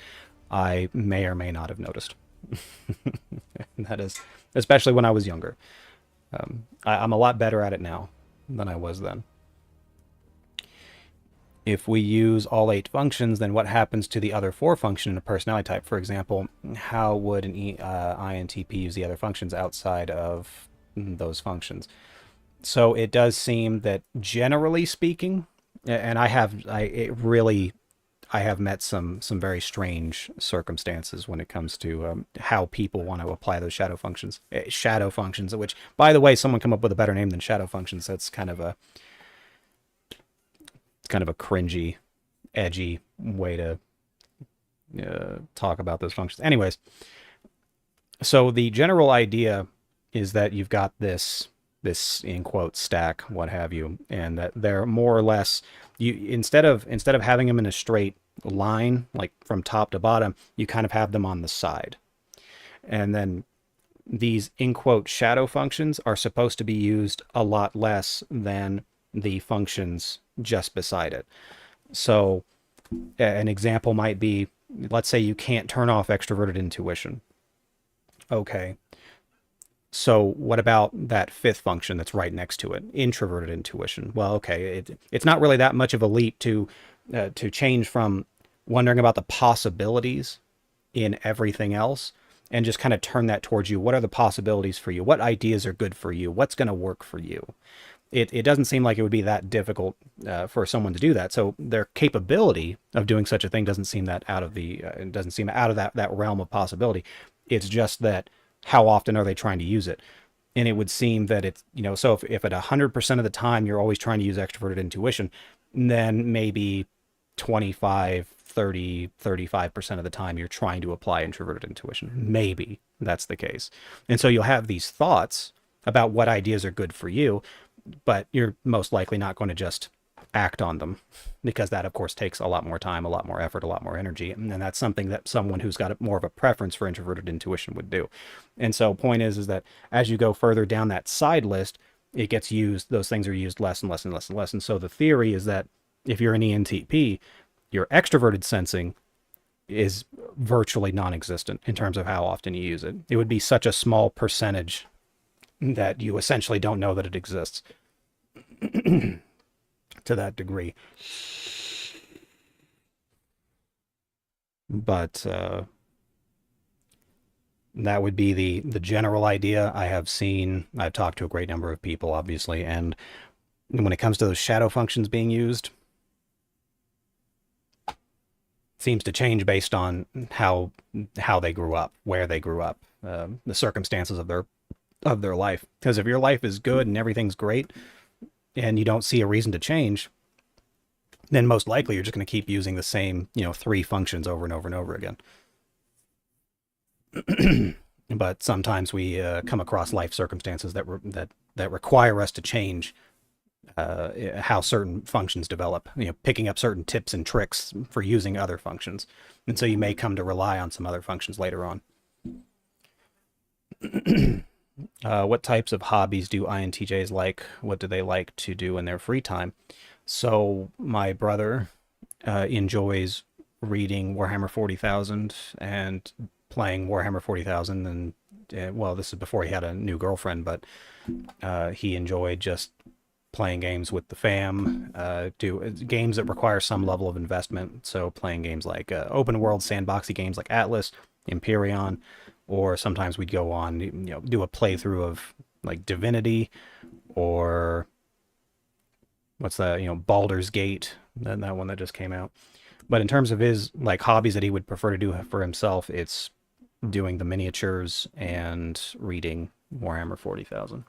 That seems to be big hobbies. However, he just recently picked up bowling, I think probably in the past like 7 months or something.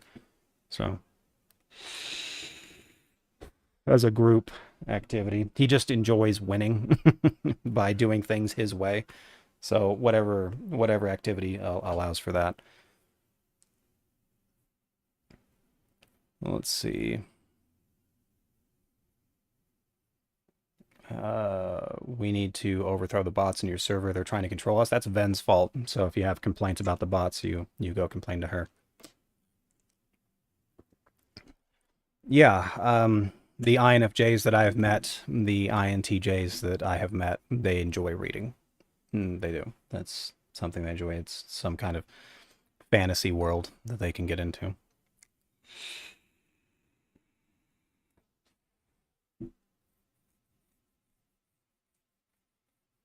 The general consciences.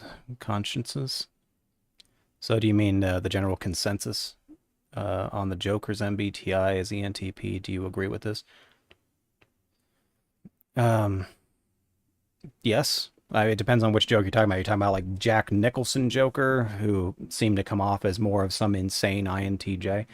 Or are we talking about Heath Ledger's Joker that was very clearly ENTP? Or are we talking about Joaquin Phoenix and his INFP portrayal of the Joker?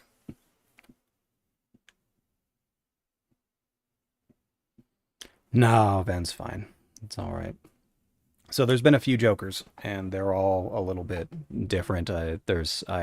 Some Jokers are straight up like ESFP Jokers. So Depends on which one we're talking about.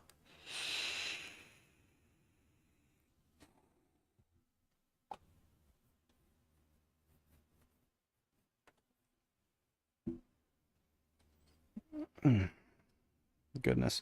Also, I was thinking about, if I don't get the haircut soon, I'm just going to get the shears and then like do it on live stream where I just start shaving my hair. Let's see. Is it because of introverted intuition? Technically, introverted intuition also works in the abstract, so that's probably why they enjoy it. I would imagine that. So in the case of let's take an INTJ who enjoys reading those, let's say some kinds of stories, action possibly stories, they would enjoy the idea of reading about what's happening and then how they might handle that situation in the story. But introverted intuitives, they spend more time thinking about themselves, and so if they also want to do things that they enjoy, and it seems that reading is something they enjoy. Fantasy worlds, typically.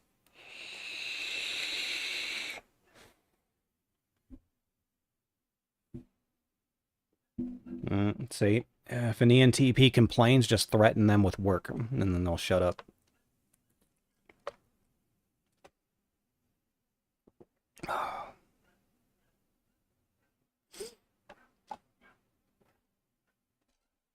But there's other personality types that enjoy reading. ISFPs, I've known a number of ISFPs that enjoy reading.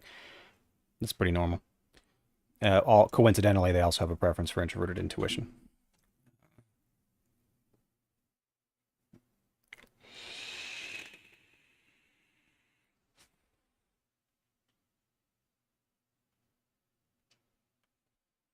All right, let's get back to exercising the demons. Oh no.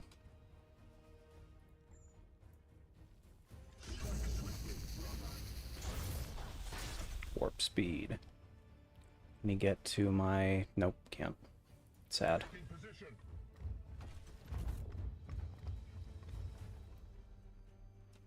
Yeah, I thought my librarian had teleportation, and he doesn't seem to.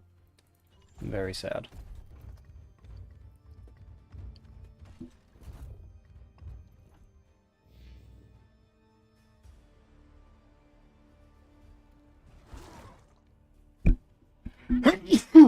Excuse me. Bless me. Thank you.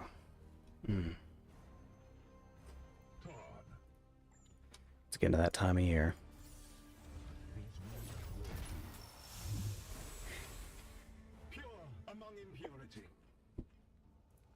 Goodness. What video games do you guys like playing, if I might ask? Vengeance. You have been judged.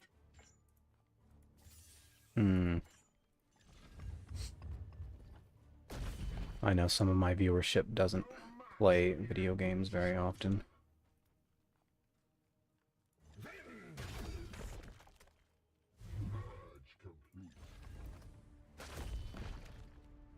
Swing. Let's see. Wow. We've taken a lot of damage in this run so far. I can only take 13 more. Es no bueno. I'm also trying to learn Spanish, by the way.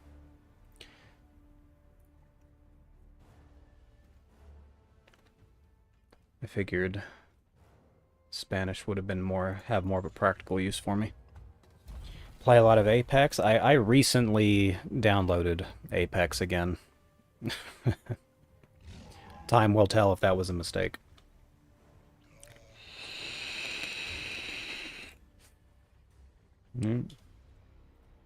Understandable. Not everybody has time for the vidya. I make time for the vidya.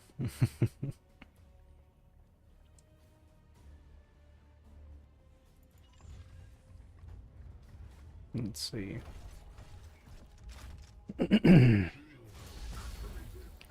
It's very captivating to jump into a world that is not this one.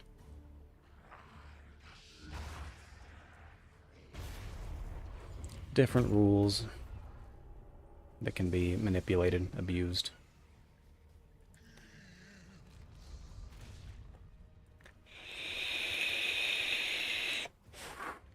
And then, believe it or not, Lady V, she used to play Monster Hunter.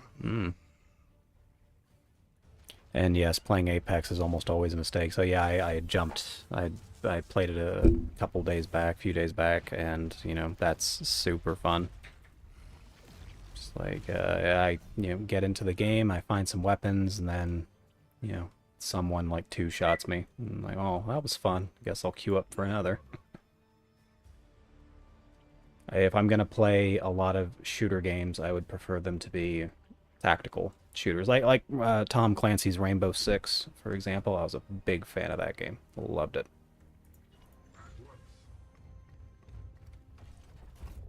The thinking man's first-person shooter is what they called it.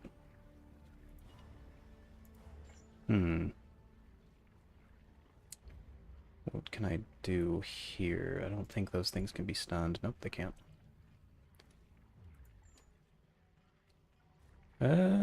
Yeah, I think this could work. Yes. Oh, I forgot to boost the effect. My bad.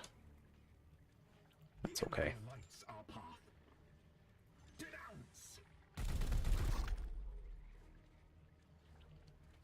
Do you think those with extroverted intuition as their top two functions feel physically drained often, and it's partially due to an inferior extroverted sensing?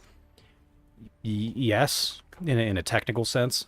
It's that an extroverted intuitive doesn't find interest in those kinds of activities, not nearly as much as the other activities that are more associated with extroverted intuition. So the more you do something that you're disinterested in, the more bored you are, the more tired you get, you start losing energy. That's what oftentimes when you find an extroverted intuitive that's in a more, let's just call it common or normal jobs, like stocking shelves or working in a warehouse someplace. If they had to work for those 8 hours, when they're done with it, they're done. More often than not, they just want to get away from this repetitious menial labor. They'd rather be doing literally anything else. And I think that was one of my biggest problems, was that I would go to work for 8 hours, and then I would get onto my computer and then end up staying up way too late because I was much more enjoying what I was doing at my desk than I was at the work. And so that can very easily become an issue.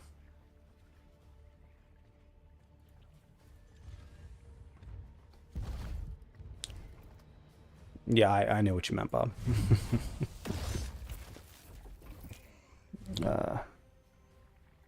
Really like getting third-partied. That's why I play Apex. Oh yes, third party. That's when a third group comes in to attack you, if I'm not mistaken, is what you mean by that. Cybolt. I keep forgetting that my character has a Stormbolter that causes stun effects very easily.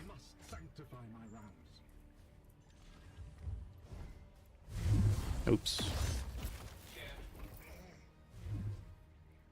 And yes, but it was those game modes where I got most of my wins in that. So I knew that I was not reactive enough. My aim wasn't nearly good enough to compete with a lot of the more serious players. And so, and of course, that's a particularly bad challenge to have to face if you're trying to win a match in a first-person shooter. And so I would stop. I did my best. I did my best to get better at aiming and to try and hone my reflexes, but I knew that they were never going to be as good. And so I had to develop strategies and tactics for dealing with those much faster players that, they're jumping, they're sliding, they're moving left and right constantly while being able to perfectly aim at your target or at their target. So I had to develop other ways of trying to win those matches, and a lot of it had to do with hiding and then stalking a target for a long period of time. And I got very familiar with those. What are they? They're like these throwing star looking ones, and if you hit someone with it, or if they're in the general vicinity when it explodes, it causes them to lose a great deal of their shield, and they would be their movement speed would get reduced by 90% for just a couple seconds. But that was all the time I needed to bring somebody down. And so a lot of stalking, a lot of hiding. I played the Bloodhound character that could track where enemies had been recently, so I would stalk enemies for several minutes before even firing a single shot. So I got, I did, now this was, however many years ago it was that I started playing Apex, and I would try to find something like a sniper rifle of some sort. And so I would be tailing a target or a group of targets for however many minutes. And then when a gunfight would happen, I would see if it was advantageous enough for me to actually open fire and try to bring somebody down. And usually I would wait for someone to be virtually near death, and then you would be super far away and you pop them one time with a sniper rifle. And then you would move in, collect all the loot, and then keep moving forward. Because upfront fights, I'm not good enough, period. I do not have the reflexes to deal upfront fights or to deal with upfront fights and win them decisively. So, do ESTP struggle with having an active imagination like ESFPs do? Yes, very much so. Gears, he was the first guest that I had on my live streams for this channel, and when I asked him a story about a box that appeared on his front porch, to tell me how the story goes after that. So this was a box, and anything could be inside this box, and he just told me, I don't know, man, I don't know what to do with this box. What should I do with it? Should I leave it there? Should I just walk away from it? I don't know what's inside the box. So I don't know how to continue this story. So that would be an example of extroverted intuition in the very last position. It's it's not that they can't have an imagination. It's that, especially when they're young, they don't have a lot of practice just making up stories, whereas someone with a lead preference for extroverted intuition, they love to make up stories. That's basically their whole life. So yes, ESTPs, ESFPs are going to struggle as they get older. They start picking up some tricks. They might learn of other people's, their stories in similar situations. They may decide to kind of steal those stories and use them for later. But when it comes to creating novel stories, they require a little bit more time to execute that. Understandably. Now, what they might lack in imaginative horsepower, they do have excellent reflexes in dealing with the real world on a day-to-day basis. So there's always a trade-off there.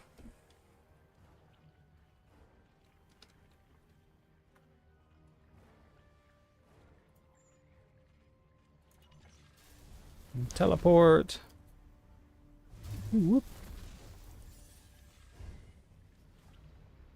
Let's take care of that. So are ESTPs not very good at lying? No, I don't think they're bad at it. I haven't come across an ESTP who just couldn't lie.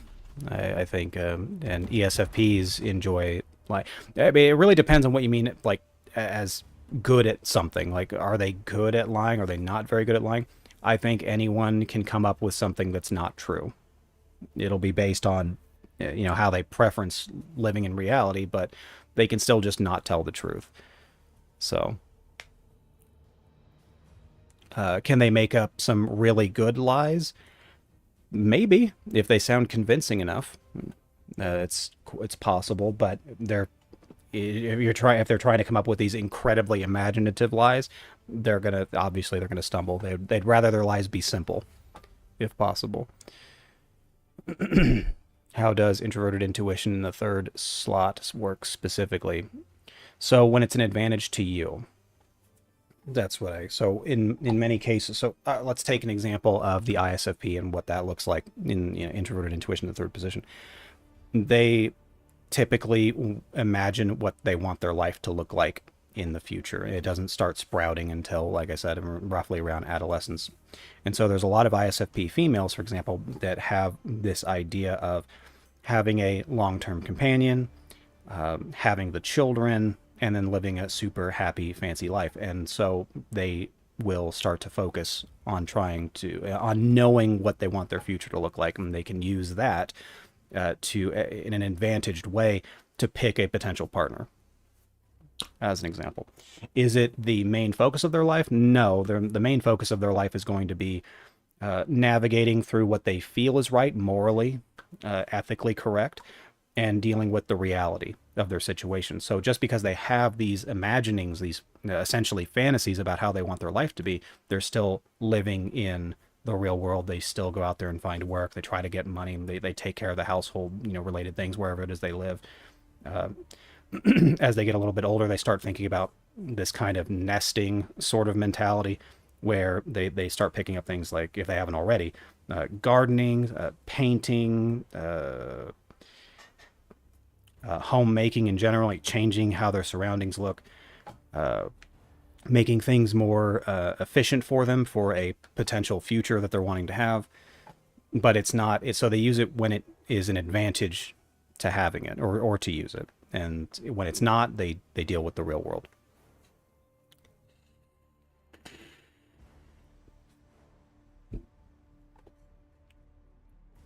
I do things like that too. I personally like to play Wraith the most because she gives me the ability to escape fights and reposition pretty well. And after her passive fix, she sometimes gives me some extra time to react as well.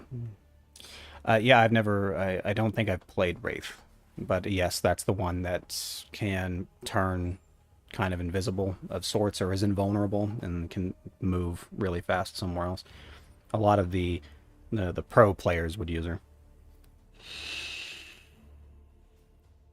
Understandably. I stopped playing it because it got to the point where the game had virtually become all about just super fast reflexes, getting in super close to your target so that you can't really miss, shotgunning them, and then move on to the next person, keep moving, turn corners, slide around a lot. And that stopped being interesting, so I kind of just stopped playing it. I have one of my other friends wanted to play it, and so I decided to download it for them.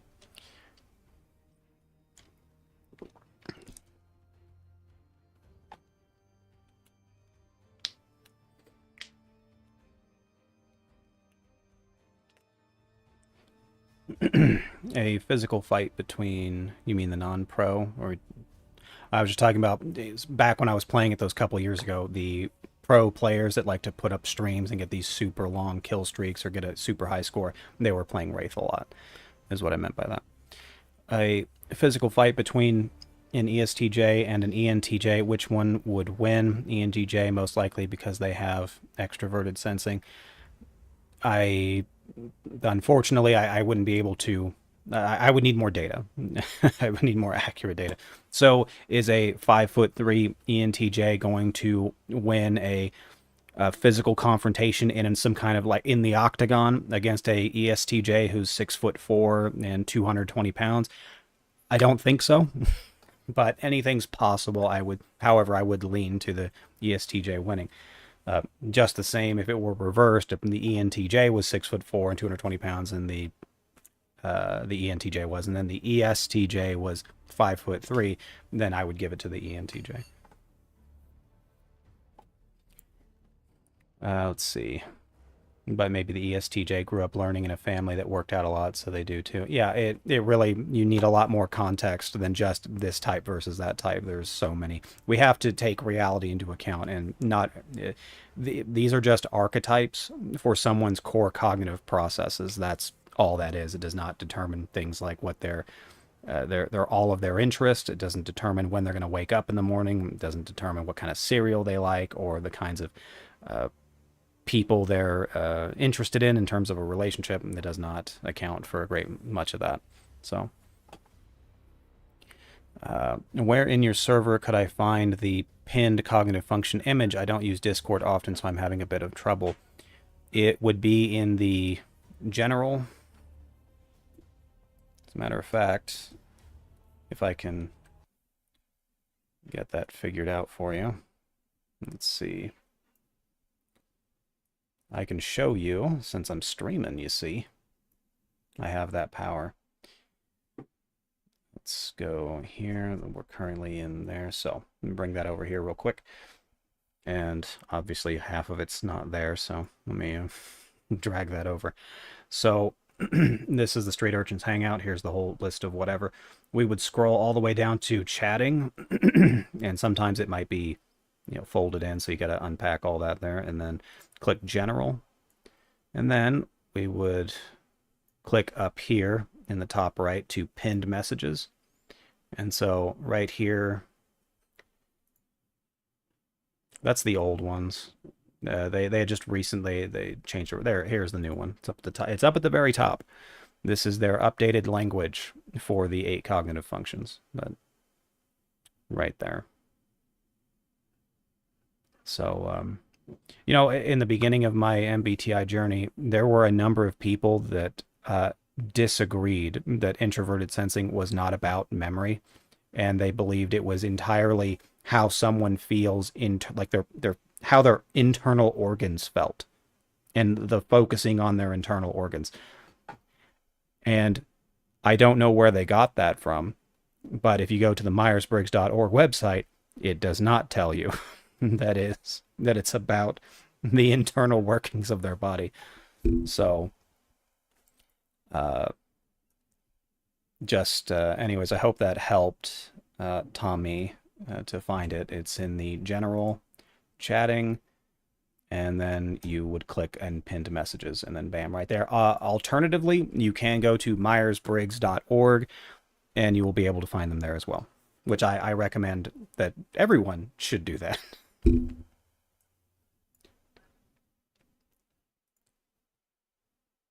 So let's get rid of that again. Yeah, I have no idea. If I could, in defense of the people that believe that, they took the word introverted and sensing, and in terms of a normal definition, a colloquially understood definition, if you take those two words and slam them together, I can see where some of them got the impression that it's about how you feel on the inside. It's what you're sensing on the inside of your body. In their defense, they could have just taken those two words, put them together, and decided that that's what it was. Just that's just my best guess as to where that came from. Just like when someone's just reading about MBTI and they'll see that one of the letters means intuitive, and then virtually 90% of people will tell you, oh yeah, I'm totally an intuitive person. It's because they're using a different definition for the word intuitive than what Myers-Briggs uses for the word. So that happens a lot, it turns out. Thank you, 88 Mahi. I don't think I'm better than I realize, but I appreciate you saying so. Let's see. What about in a fight for world domination, ENTJ would win? I would think that an ENTJ might have a little bit more of an edge simply due to the fact that they are far more focused on their own plans and goals than the ESTJ would be.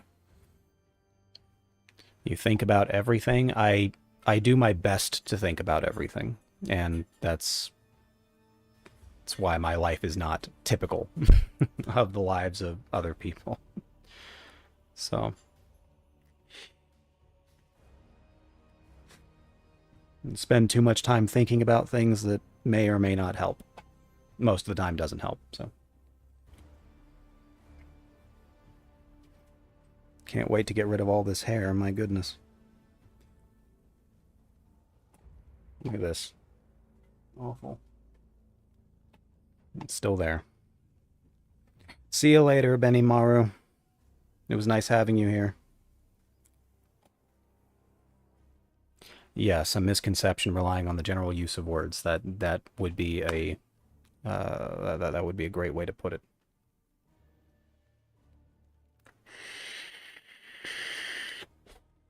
I don't know Kim Jong-un. I know his title, who he's supposed to be in their North Korean government, but I don't know if he is an ESTJ or not. It's quite plausible. Quite plausible. Let's see. Got some bad guys over here. Bad guys over here. Oh, I need to get him moving. He is way too far away.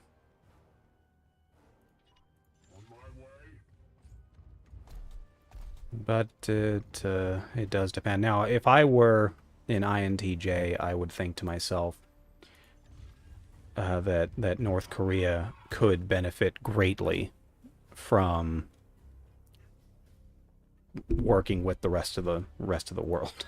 I would have thought there's a lot of exploitable economies that could greatly benefit the country.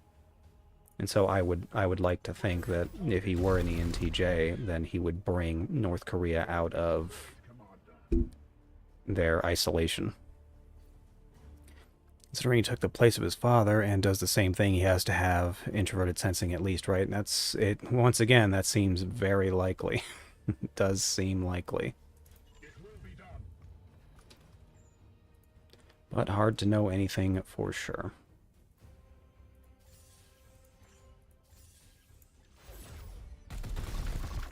We would just have to have a talk. Lady V, set up a interview between me and Kim Jong-un. And then we'll do an MBTI typing.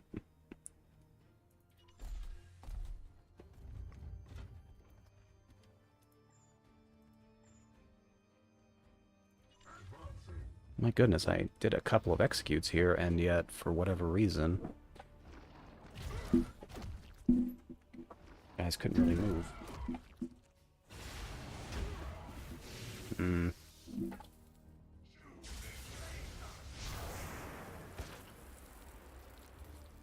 And his lack of morals and ethics sounds inferior, introverted feeling. Yeah, I would think so. Granted, he would mostly just be driven by what his advisors tell him to do. So, there's that. Yes, Commander.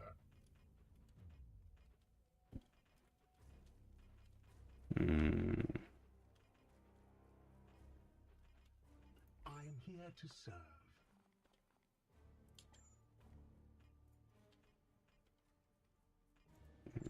We need to take care of that. Oh, right, my melee got disabled because Ripperoonie. We can fix that. Here to serve.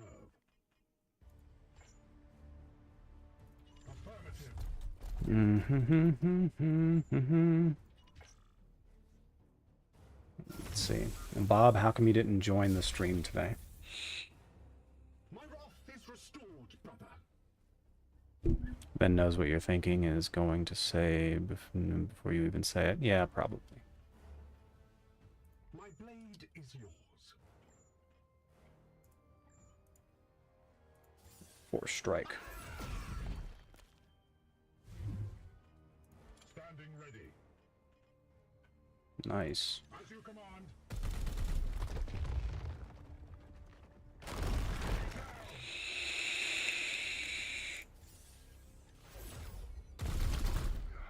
Explosions. I must sanctify my rounds.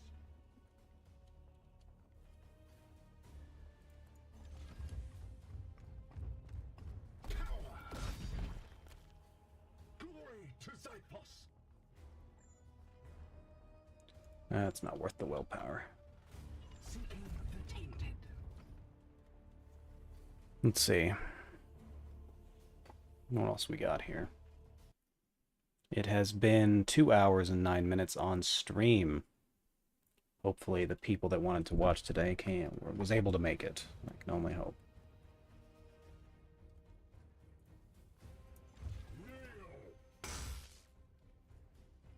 I'm also thinking about starting up a Discord Baldur's Gate 3 session to do once a week. If anyone would be interested in that. Don't know how many would be, but it was a thought. I'd also love to play Monster Hunter with anyone that is into that. I love Monster Hunter. A big old fan. Yeah, I guess that works. I wonder what an ENTP would do if born into Kim Jong-un's position. Probably end up getting assassinated very, very quickly. Extroverted intuition can't help itself but see the possibilities in a current situation. And so if I were born into that position, I would want to branch out. I would want to see the cultures of other people. I would want to bring their technology into my country and to learn from each other. And that's not what the North Korean government wants. So it wouldn't go well, generally speaking.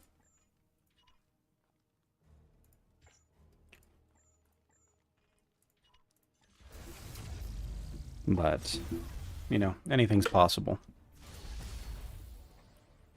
That's what I tell people.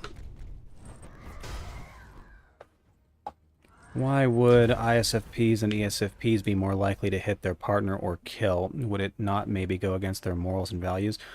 Well, morals and values go both ways. So their morals might be, for example, do not harm someone that they don't feel deserves to be harmed. There you go.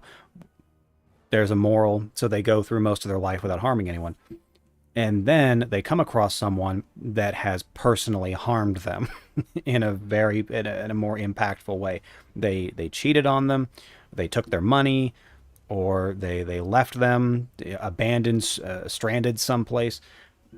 All of a sudden, that same morals and values about, you know, never harming someone that doesn't deserve it, now that person really, really deserves it. And so combine that with being a little more emotional, and then all of a sudden the guy that comes into the morgue was diagnosed with having an overly stabby girlfriend. So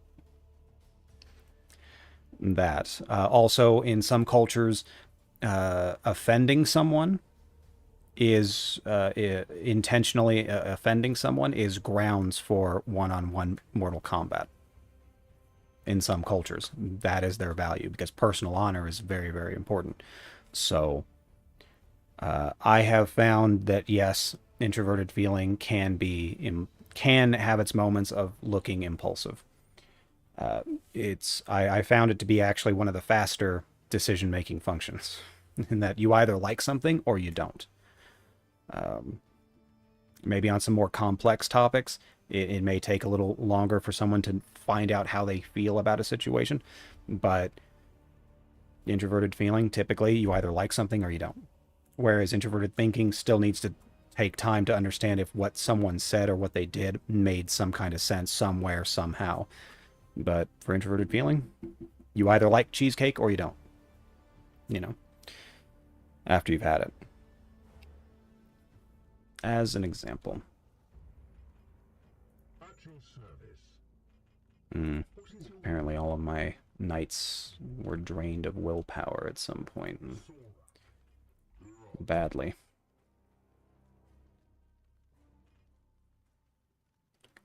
I guess they can just go ham.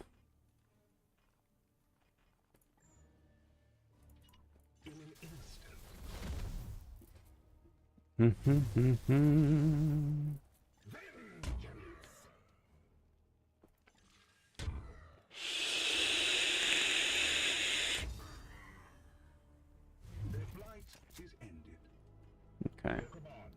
Last bloom spawn, and we have to get it done without anyone taking any more damage. Oof. It's gonna be rough. What about when paired with extroverted intuition, like INFPs or ENFPs? Would it be more difficult for them to decide? They will spend more time wondering how they should feel about a situation. Absolutely. They will spend more time. Depending on the complex, should they be mad about their partner cheating on them? Now, conventional thinking would stand to reason that yes, you should be upset. But an ENFP or an INFP might think, well, why did they do that? Was I not being attentive enough? Did I not do this? Was I doing too much of that? So on and so forth. The end result is they're still going to be upset, generally speaking. But they're going to want to think about it more. And then, you know, think about it more while they're crying. Typically. Although I have seen some ENFPs kind of just, you know, go off the handle as well. I have seen that happen. So.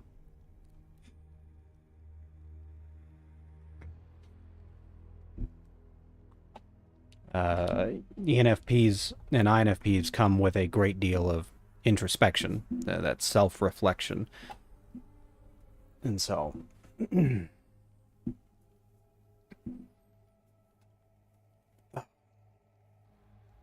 But there's a lot of sides to consider when figuring out what you should be morally outraged over. So.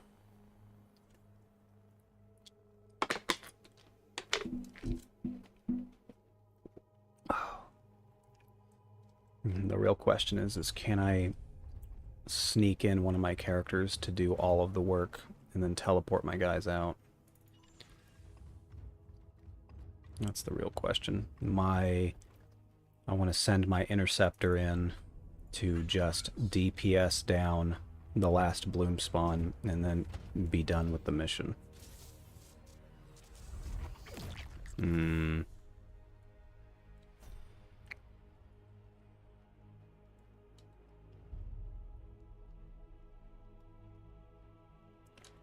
Just in case. Let's move everybody else into position.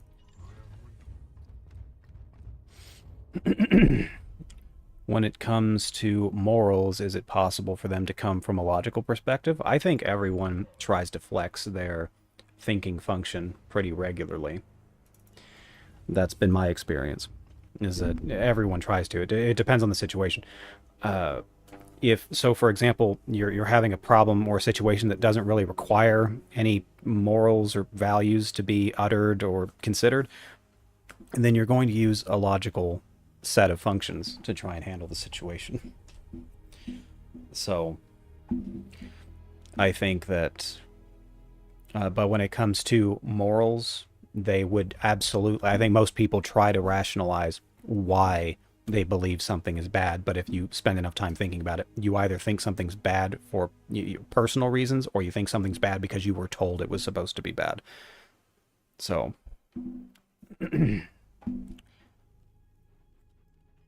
you'll do your best to rationalize it, but at the end of the day, those personal feelings, opinions or expressions on values, they're either going to come from what you personally believe, and that's just how you feel about it, or you were told all of your life that this is bad, so therefore it's bad.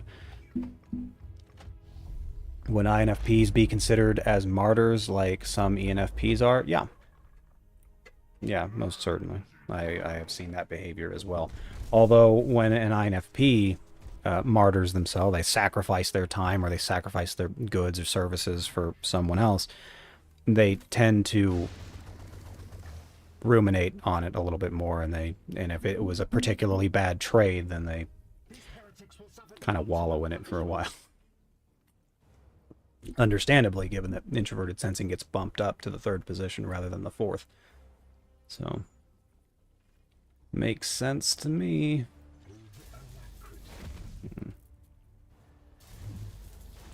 Alright, let's see if I can't end this super quick.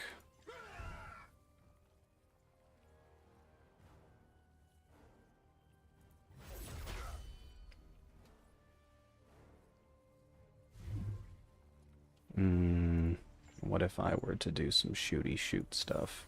Not quite. Yeah, this will be fine.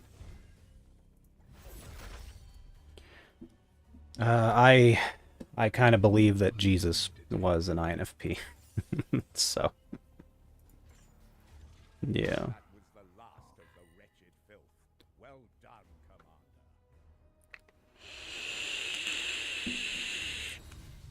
Commander. Man, that was a tough one for my squad of essentially new characters.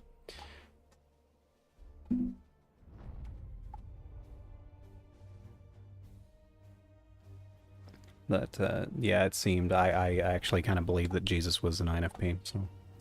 Do INTPs typically stick to routines due to their introverted sensing? Yeah, same way with INFPs, they'll pick up. So for INFPs, they tend to pick up morals and values from, of course, how they grew up. They'll come up with their own morals and values as well, but they'll pick up some there. Same goes with INTPs.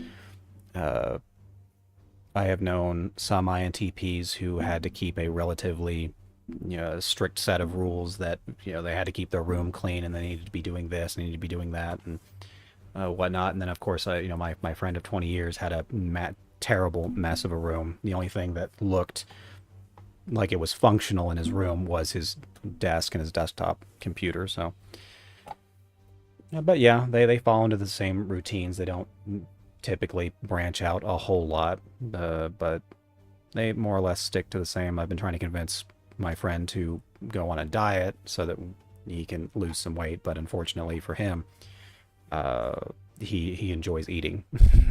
So, if anything, he's trying to find new ways to cook tastier food, it seems, when he's not working or taking care of his family. He recently had put together his own barbecue pit so that he could cook some like 90-pound pig in it. What do you think the morals of INTPs look like? I haven't seen INTPs that have these crazy, weird morals. It's usually just societal standard morals. So, killing other people for no reason is bad. And you can really tell if they talk about whether something's bad or good. It does sound like it's coming from a place of just monotony. Like it's just traditional thinking as to what's good and what's bad. It doesn't sound like they have any personal any personal thoughts about it. Just like this is bad, that's bad, kinds of things. But morals are still not going to be big on their list of things, and they tend not to consider them very often. They just try to segregate themselves from moral quandaries because they don't know, and well, realistically they don't know. No, because no one knows what's really right and what's wrong. So it's some kind of neat looking armor. We'll take that. And is this a? I don't. Is that a psi cannon or is it a silencer? I don't. We're gonna take it. I can't tell what kind of weapon that is.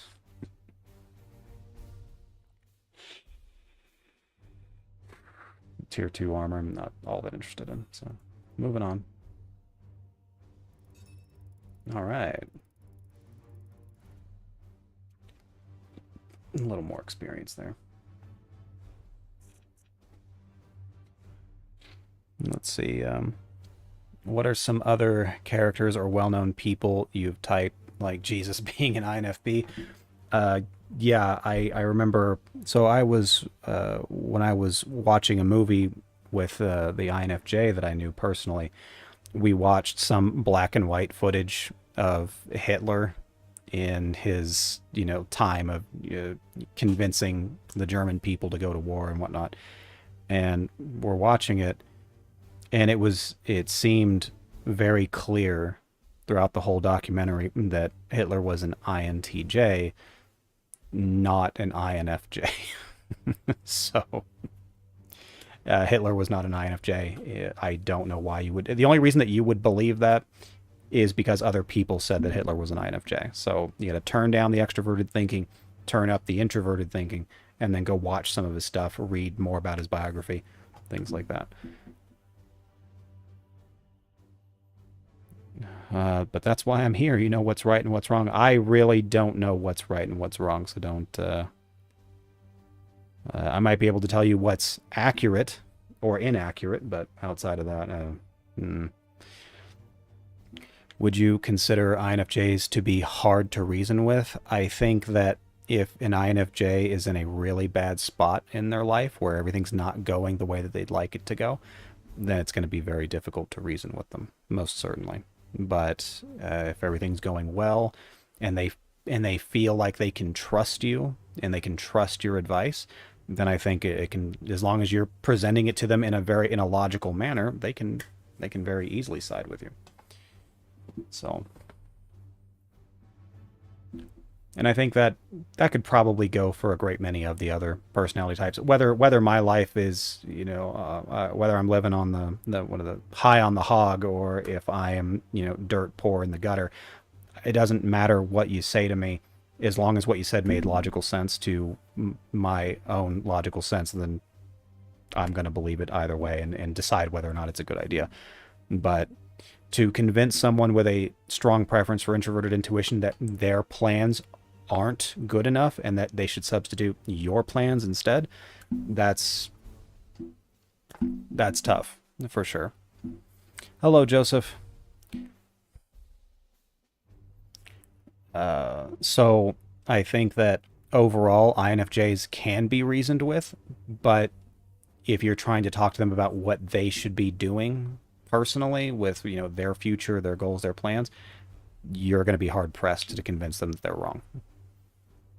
Because even if they keep going along with their plans and it's not working out, they still want to believe that they know best. So, Gandhi, which personality was Gandhi? I thought Gandhi might have been an INFP as well. He could have been an ENFP, possibly. I would need to learn more about Gandhi. The thing about because I've also heard that Gandhi was an INFJ, so I've heard Gandhi's an INFJ, I've heard Jesus is an INFJ, Mother Teresa was an INFJ, and then, Hitler. If I hadn't said Hitler already. My memory's terrible. Point is that there's a lot of people that believe these personality types are INFJ, and the thing about INFJs is that INFJs really care about their future, and they want to get to their future in as logically and as cooperatively a way as possible. So to do the things that these other people did is not considering your future very much. As a matter of fact, in many ways, it seemed like they were going against what was good for their future. Now, Hitler, of course, believed that he wanted a good future for himself and his country, and took his moment to, gain power and to get more land and more territory for Germany. And so that was his plan, and it didn't quite work out. And then of course there's Jesus, who in the stories wanted to save all of the humans, and he was going to have to sacrifice his future to do it. and an INFJ wouldn't go that extreme route to convert everyone. It would be getting to talk to the people in charge, moving up in position so that they could make real change from the inside, and then eventually become, a leader at that point. Just going out there and doing what Jesus did, well, it didn't end well. It ended with a lack of a future. So it's you can't just keep applying INFJ to these people, because it really stops making sense. Do you think ISFJs would become nurses? I've known ISFJs to become nurses. So, yes. A lot of ISFJs have become nurses. At least in, I'm of course, granted, I've been to hospitals throughout the country, but in California, there were a lot of ISFJs as nurses. Let's see. What type do you think Ted Bundy was? I would need to learn more about Ted Bundy, but I've heard some theories. So I would need to do another serial killer MBTI breakdown. Which, by the way, if you haven't watched my video of my whole big old explanation as to Jeffrey Dahmer's personality type, you should go find it and go watch it. Watch the whole thing. That's tons of monetization there. Let's see. When you see an ISFJ, say, "Hello, nurse." I have done that. Yes. Maria says, "Do you think companies should use MBTI for assisting with hiring decisions?" No.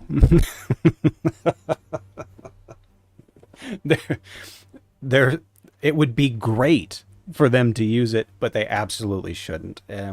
Unless, of course, you are willing to hire someone to accurately type these people, to see through the lies, see through the crap, and actually get someone's personality type. Unless you do that, don't bother using MBTI, because you're going to get a bunch of people that come in with their own self-proclaimed types. They're going to be this type that you think that they're just going to be great for that position, and then it turns out they're something completely opposite, and then they fail. They lose interest in the job, or they screw it up majorly. So just don't use it unless you have someone that you can trust to give accurate typings for, in a kind of interview. Outside of that, just don't bother using it. Do another serial killer MBTI like Jeffrey Dahmer. Yeah, I guess I could do one for Ted Bundy. Could be fun. Medicine is in, so I'll probably fall asleep for a couple of minutes. Okay, Van. And hello, Moon Globes. Nice to have you here. Hopefully work wasn't too miserable for you. Let's see.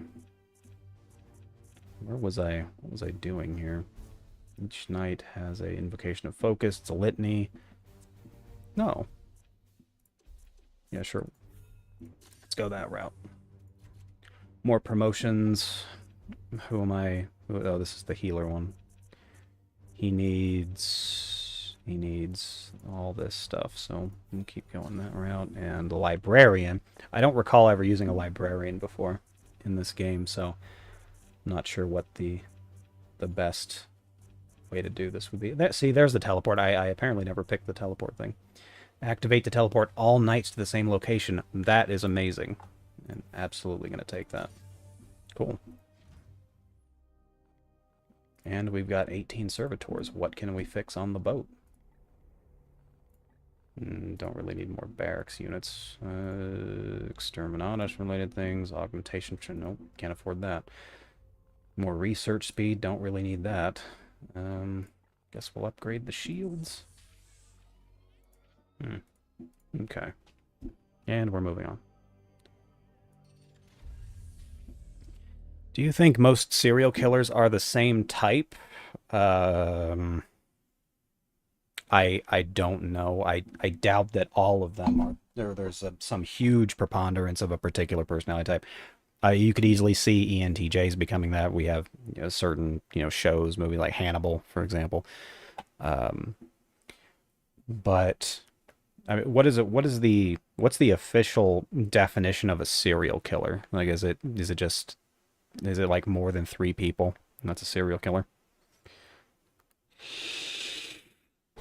Because what I have read about serial killers is that they claim that serial killers have this pattern that they like to follow, doing the kind of the same rituals over and over again. And it's like, okay, well, what personality types really enjoy ritual stuff?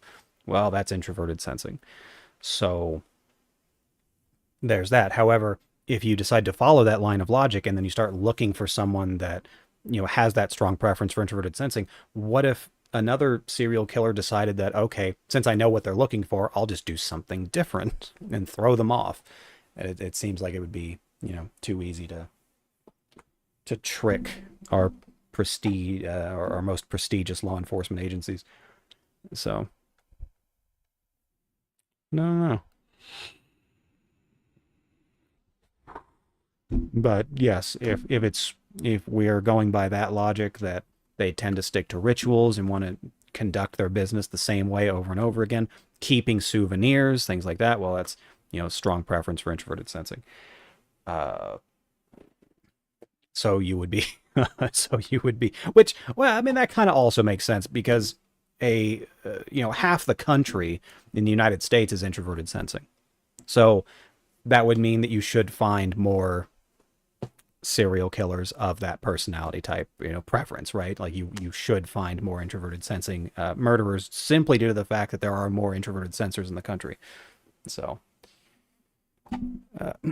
what's our opinion on the Hannibal TV show? I loved it, and I loved that TV show, but not necessarily because of the plot or anything like that, although it was fine to watch. I enjoyed it, but I mostly enjoyed it because Mads Mikkelsen was playing Hannibal. That's why I watched it. So I like the actor, and he did just the most fantastic job of being an ENTJ character. Just fantastic. The little things too, like when I want to say it was the first episode. It might have been the first. It might not have been, but I think it was the main character, Will. Maybe I don't remember exactly, but he came in. He was in Hannibal's house or whatever, and he like turned something or moved something ever so slightly out of place, and Hannibal, when walking past that same object, he had to turn it back to the way that he wanted it. As an example of, kind of ENTJ behavior. They are very particular about how they have their things in life, very organized people. And so just watching the little subtleties there, it was fantastic. If you want to see an ENTJ, villain character, in a more modern day setting, by all means, watch Hannibal. It's fantastic. Let's see here. I believe that, yes, they have specific victim type or modus operandi, something. Yes. From Reagan to Biden, what are the personality types of those American presidents? I haven't typed them. So, although I suspected that Bill Clinton, for example, was an ENFP, I also suspected Obama was an ENFP. I did suspect that. I'm not 100% on that. What about mass shooters or mass murderers? You think there's a particular function that might cause them to commit a crime like that? Yeah, it's typically introverted feeling is seemingly what you notice about these particular instances most of the time.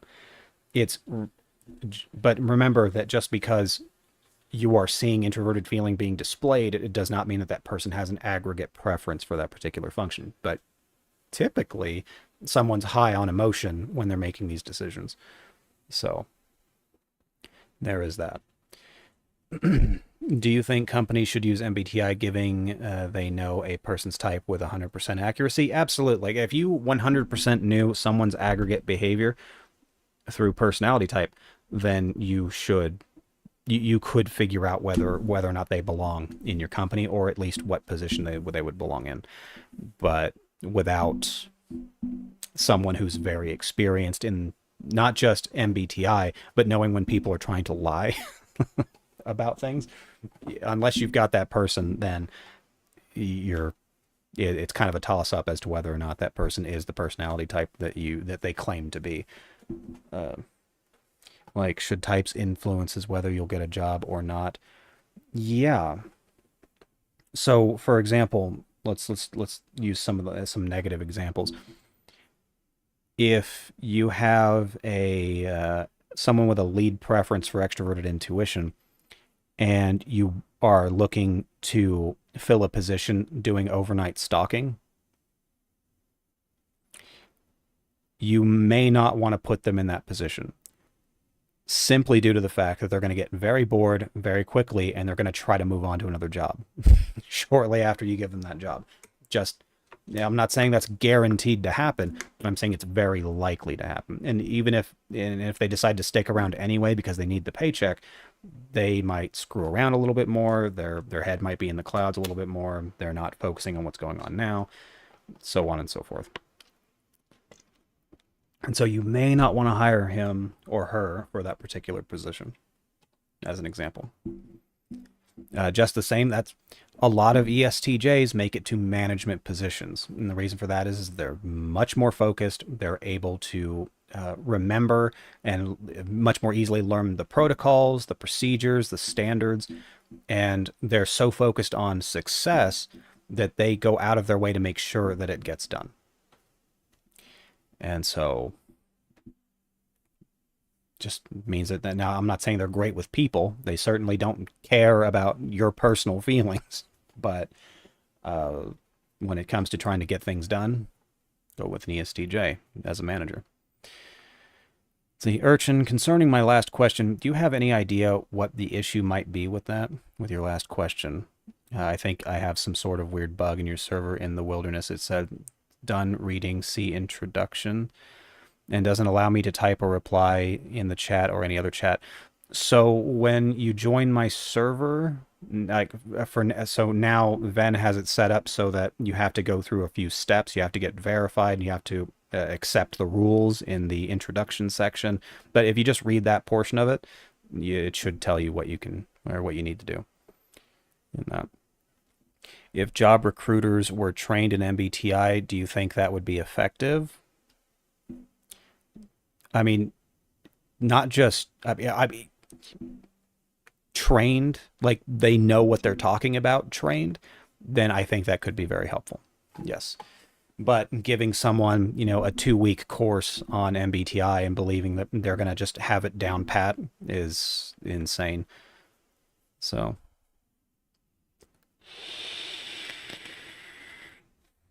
Well, apparently, Bags, you have a warning, and that is why you are currently blocked, I guess. You'll have to bother Van about that one, I guess.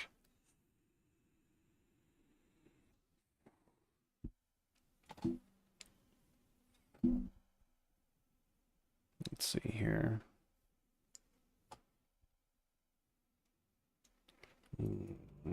Oops.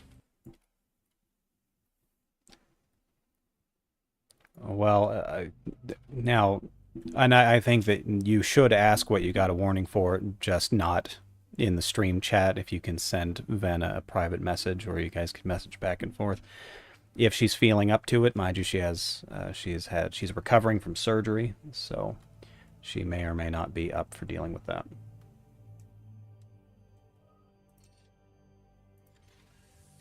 Dun, dun, dun, dun, dun, dun. Cool. And what else? Those require 10, although I'm only 1 servitor away. New Bloom activity. Great. More servitors. 15 servitors. Perfect. That's where we're headed. And 1 requisition point there. Not a whole lot. What about this? 1 grimoire. I don't even know what grimoires are for.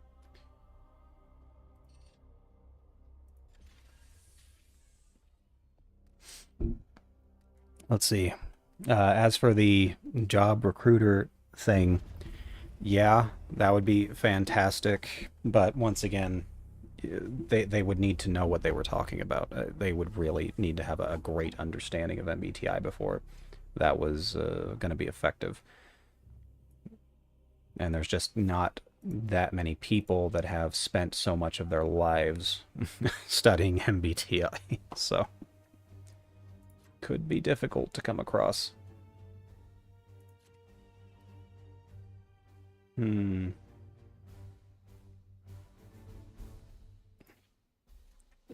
see here.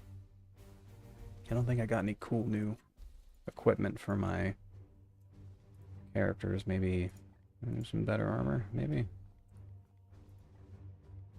What armor are they wearing now? That passive equipment slot. Oh, that would work. It's just a better version of the one he's wearing now, really. Yeah, totally. Okay. Great. Armor. Cool. Okay. Got that.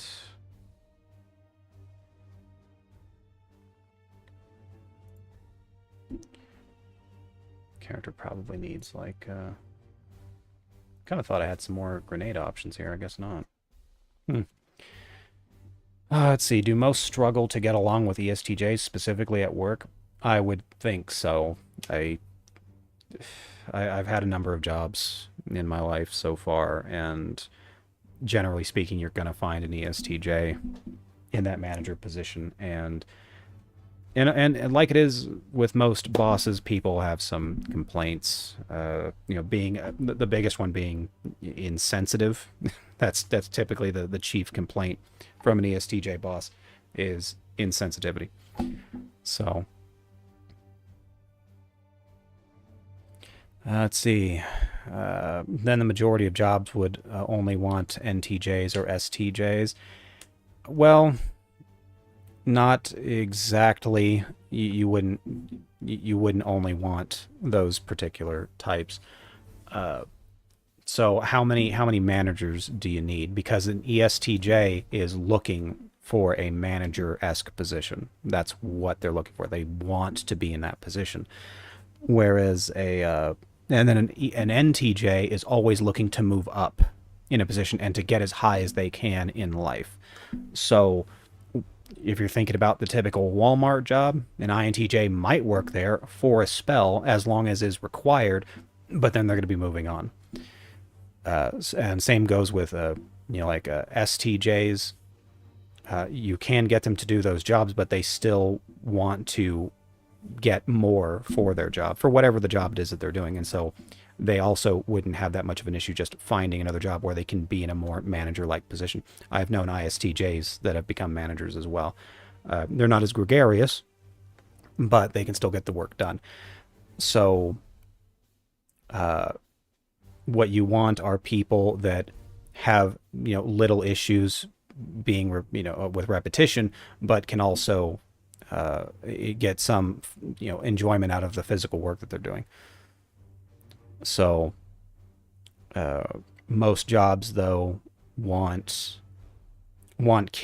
typically what they're looking for is, especially when it comes to the more menial, like entry-level positions, they're mostly looking for people that don't really care to aspire to a whole lot. They just want to enjoy life, so they want to have their job, get it done, and then go home. For the the kind of the ground level workers. But no, if you were only to hire, let's say, NTJs, then they would all be fighting over who gets to be, ahead in the company, because they're all looking to move up. And if they can't get there or not get there fast enough, then they just ditch you and find another job. And of course, that's not what you want either. So I think human resources was created due to the fact that many people don't always get along with one another in a work environment. There are different cultures, different general backgrounds, and it's an issue. You're trying to get these animals to all work together. You're eventually going to come across a human resources department. So I thought they supposedly have the capacity to be mildly charismatic. Yeah, ESTJs oftentimes will pick up some charisma-esque phrases, things to do, things to say. As is within protocol. So if your team has been doing very good and it was like in the top spot of productivity than everyone else's team in that whole area, building, company, whatever, then as is protocol, you reward them with something. You buy one of those really cheap ass pizzas that no one really wants to eat, but say, oh look, here's some free pizza. It cost me $20. Keep working harder than everyone else, guys. You deserve it. That's within the protocol for ESTJ rewarding others. I had minimal issues with my ESTJ boss. I'm pretty sure my new manager is an ISFP. The only one that likes her is the other introverted feeling dominant in the team. She wants us to do our job how she wants it to be done. That drives me crazy, or drives me and my coworkers insane, because she always has an opinion and it's wrong. Your opinion is wrong. But yes, human resources was created because people have issues with other people, and the more people you throw into the workforce, the more problems are going to arise. So I think human resources was just inevitable.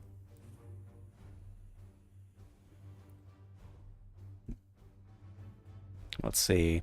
We've got about an hour and 10 minutes left for today's stream.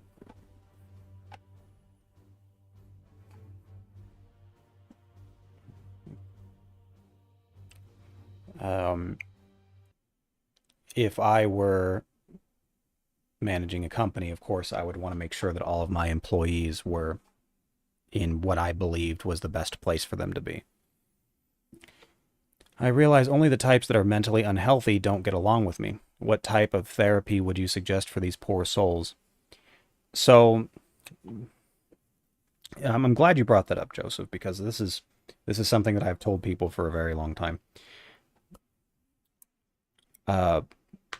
Life sucks, and a majority of people in our country are, in quote, unhealthy. Everything's going bad. The economy's going down the drain. There's so many people are living in just abject poverty.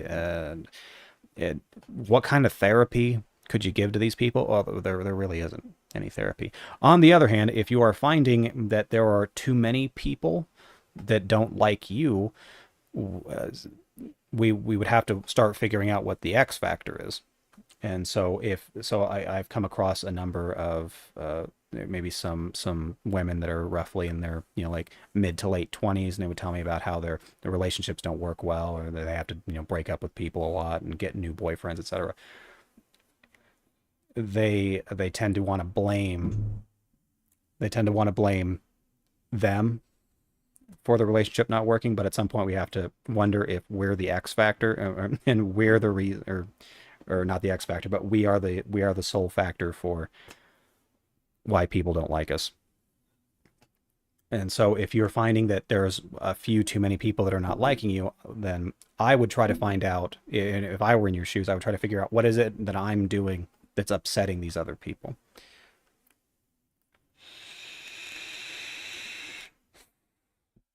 Don't companies want to hire someone with a potential to take on managerial positions sometime in the future? And if there are many TJs, then there's a high competition for these positions, which is good from a company's perspective due to them being hardworking and all that. Well, one, we don't, like, companies aren't some giant machine that has its own thoughts and feelings. Companies are made up of a number of leaders, essentially, the people that make a bunch of decisions. And so you generally want to, if you are in a high position of power and you're making most of the money out of this company, do you want a bunch of people that are angling to take your job from you? The answer, of course, being no. Typically you don't. You want things to maintain stability. You want things to more or less be the same over and over again, so that you can keep collecting more money, more growth in your company, so on and so forth. So you don't need a whole lot of people that are trying to get your job from you. You don't need that many. Kind of a thing. What you need are the most practical kind of employee that you want is someone that will take whatever job you give them, won't complain about it, and do it regularly. That's the kind of person that you want for the job, because you don't have to worry about them complaining about a lot of things or going to human resources. They just do the job so that you can make more money. And of course you do need some specialist kind of people to manage those sorts of people, but you don't really need that many. One manager could possibly manage dozens and dozens of people. So you really don't want too many ESTJs or ENTJs in your company, because at some point they're going to want to take you out.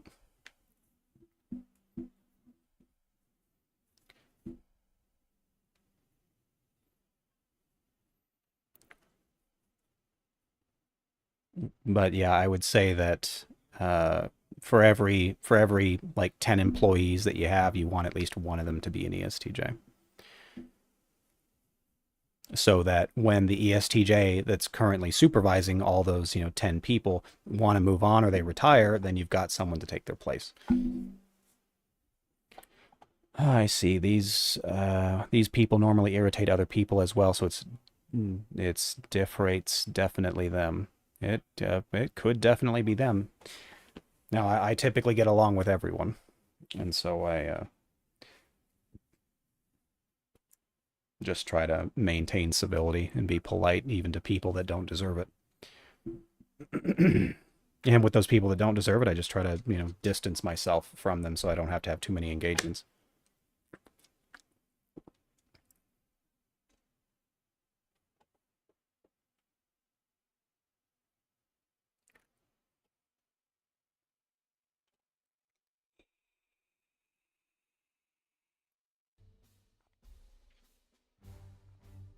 The teleportarium.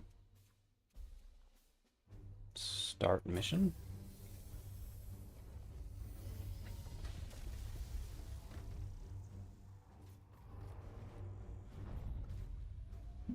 That is the thing about introverted intuition, is that it does want things the way that they want it. Whereas with introverted sensing, things need to be the way that it's always been. So, offering candy to people? Well, that might work.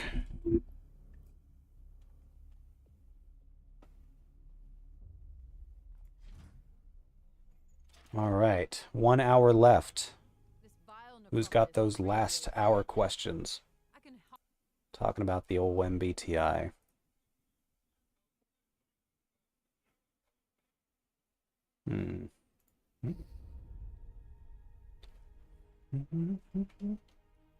Destroy the bloom spawn spreader. We can do that. It is very far away. Okay, straight ahead though. Let's go, Marines.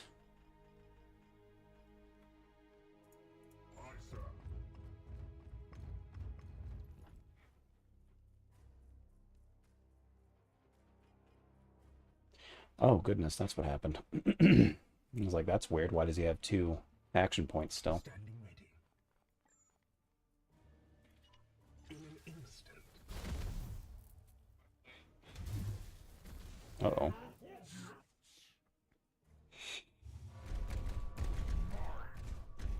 Not getting complaints, that should be enough proof that I'm working. Yeah. Some people are a bit more particular, absolutely.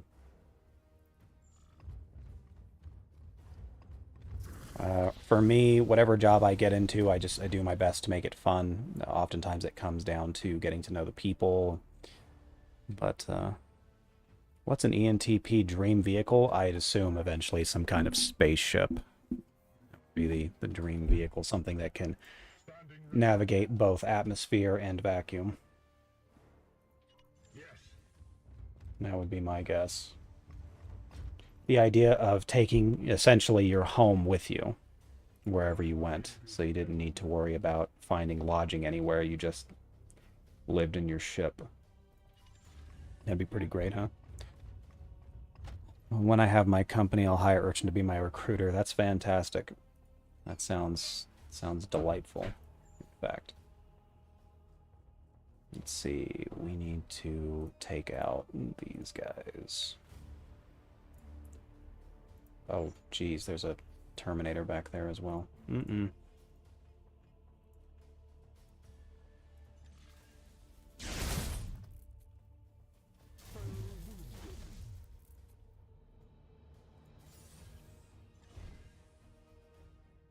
Don't know what Master of Destruction is, but it's going away.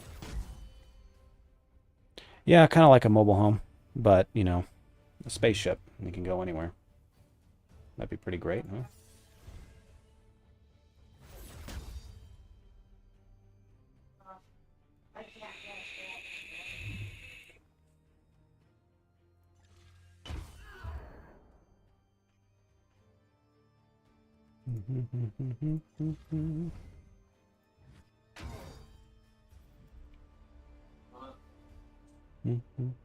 Yep, spaceship. I'm down with a spaceship. I think a spaceship would be great.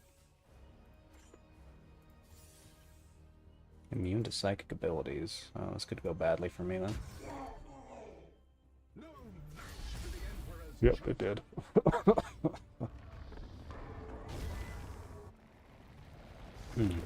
Yes, I enjoy, for example, Empyrean, where you have to build your own ship from block to block to block. You know, they have different shapes of blocks, and then, of course, different devices that you would put into the ship. But that is fun for me, constructing, building these futuristic-esque spaceships that have weird, wacky designs. Very fun. My blade is yours. Brothers, speak his word as he. If you had to choose 3 martial arts to master, which one would they be? Gun Fu, that would be one. Gun Fu sounds effective. What else? Probably some kind of grappling related, like a practical grappling one. Maybe jujitsu. That sounds pretty neat. Standing ready. And then I guess just general kickboxing. I guess I'd probably go with that. Yes, Commander. Something that has a more practical use, nothing terribly fancy that I need to keep up with a lot of complex movements. Something that I know that I could do.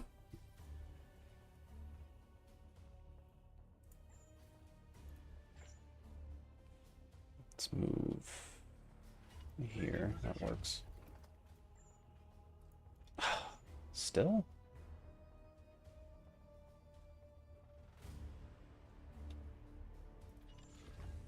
No, I think that made it worse. Nope, got it. Just barely. Yep, Gun Fu. Teach me Gun Fu. That one seems like it might be helpful. Let's see.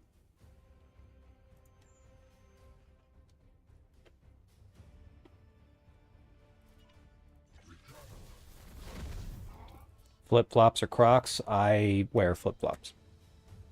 As a matter of fact, I have had these flip-flops for a very long time.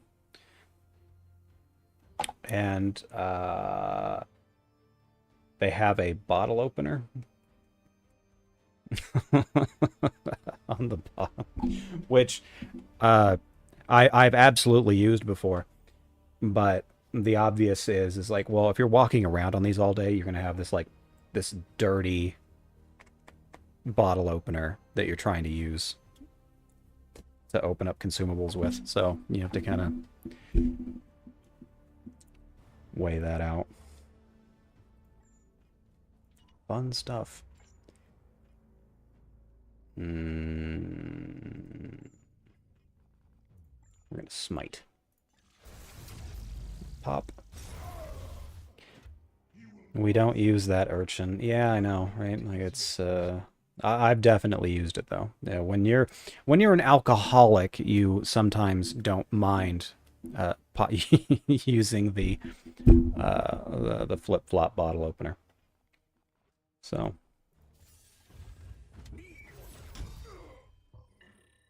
This is coming with me. all right. We can slap up this thing.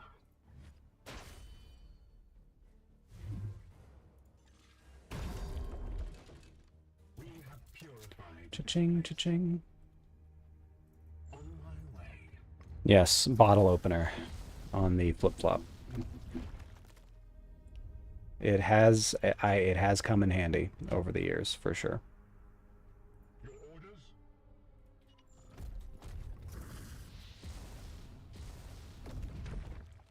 Bow show.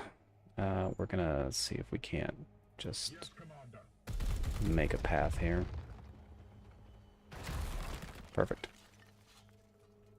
Sora. We strive. Yep. I do enjoy the weird, for certain. Be weird, be different, be anomalous. You will at least catch my attention.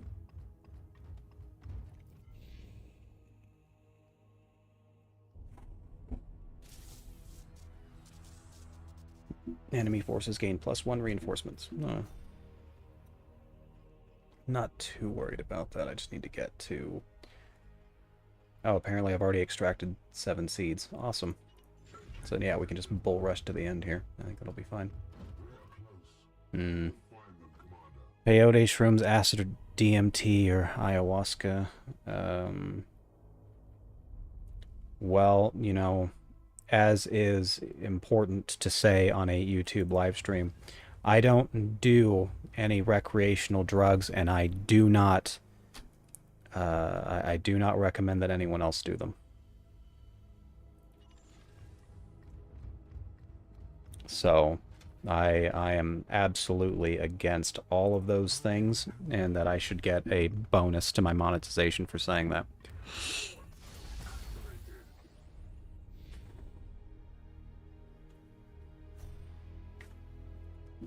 My blade is ever seeking the tamed.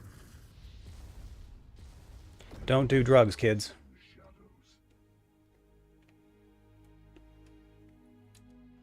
Praise the Emperor.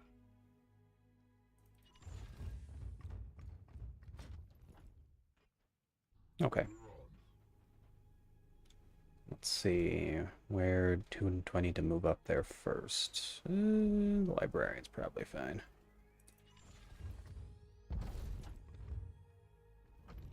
Oh, it's a dreadnought. Kind of? No. No, it's a titan. It's like a warhound titan. That's what that is. Goodness. That is... And don't forget to like and subscribe, of course. Make sure to join my Discord, and you can ask me all the questions you want whenever they arise. I generally get to them in a timely fashion. Generally.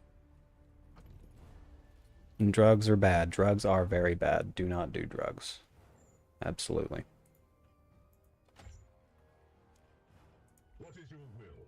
How... Okay, it doesn't have like a super amount of HP or anything, so I guess that's... Your orders?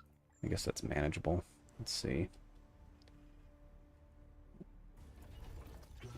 Send my interceptor in to take care of this. Multi-missile launcher? Gone.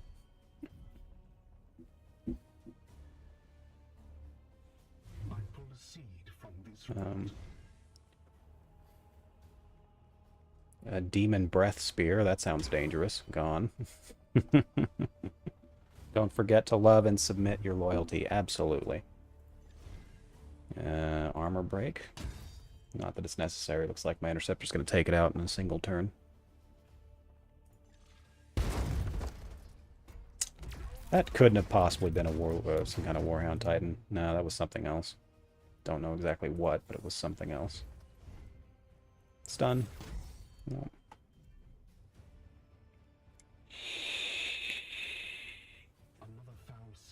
Alright.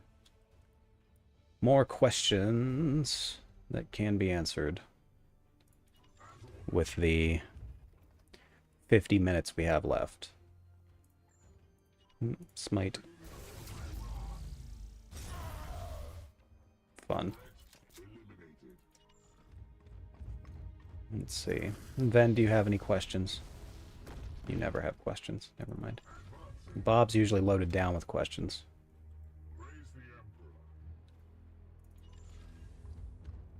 Let's see. There he is. I was wondering where that guy went.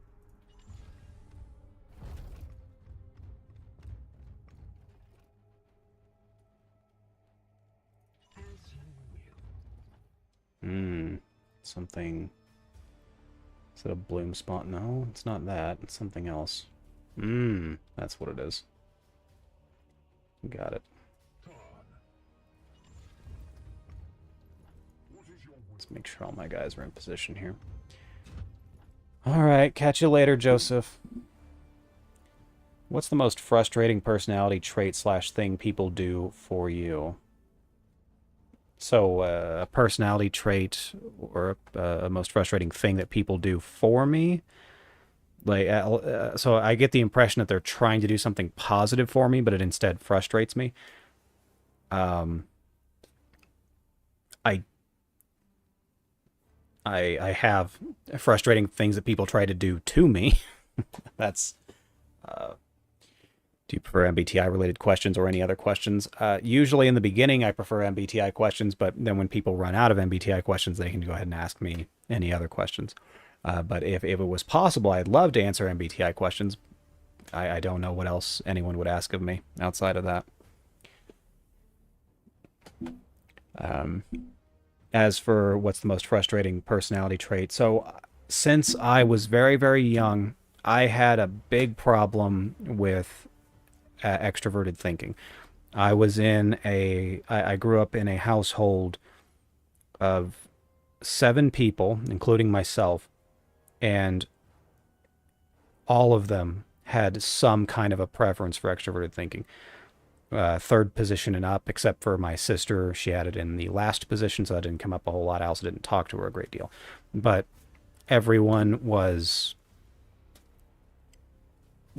They were very unquestioning about the information that everyone took as correct, whereas I would be questioning it. And the problem was that I had no one really to talk to about it, because if I tried to bring up why they believed that that was true, they didn't want to talk about it. Understand? Most of the time it was other kids. And of course, as for the adults don't expect you to question what they say. And so I kind of grew up not only in a household of that, but also the schools in Central California, roughly the same thing. They care more about obedience than they care about actual knowledge or true understanding of anything. So I grew up having a big distaste for extroverted thinking. And so when people try to extroverted thinking me in a conversation, I immediately point it out and say, stop it. So there are no, if you're going to have a discussion with me about anything, no appeals to authority. That is something that I abhor. That's it. So that's certainly one thing. If you want me to believe what you're saying is correct, then you need to provide samples of evidence to make it so. Otherwise, at the very least, I will be skeptical about what it is that you say. It needs to be presented to me. It needs to be articulated in an A to B to C to D logical fashion. Otherwise, I'm not going to believe you.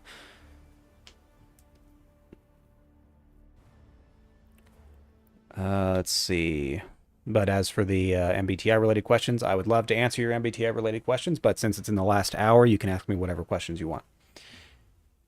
Whatever I mistyped got auto-corrected into maybe. Yep, technology's fun. Let's see. Did we upset any of the monsters? No. Okay. Standing ready. The Emperor lights our path. At your service, as ordered. Are there really no bad guys here? I mean, which is great if there aren't, but I guess not. Cool. Gravy.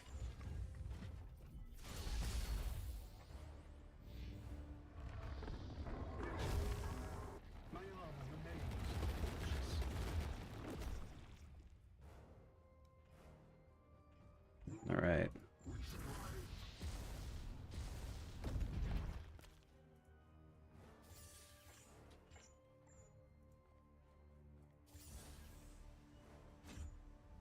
Now we can just melee it. I think that'll be fine.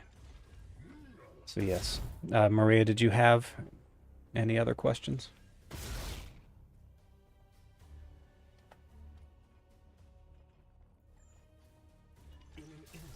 MBTI or otherwise. It's whatever.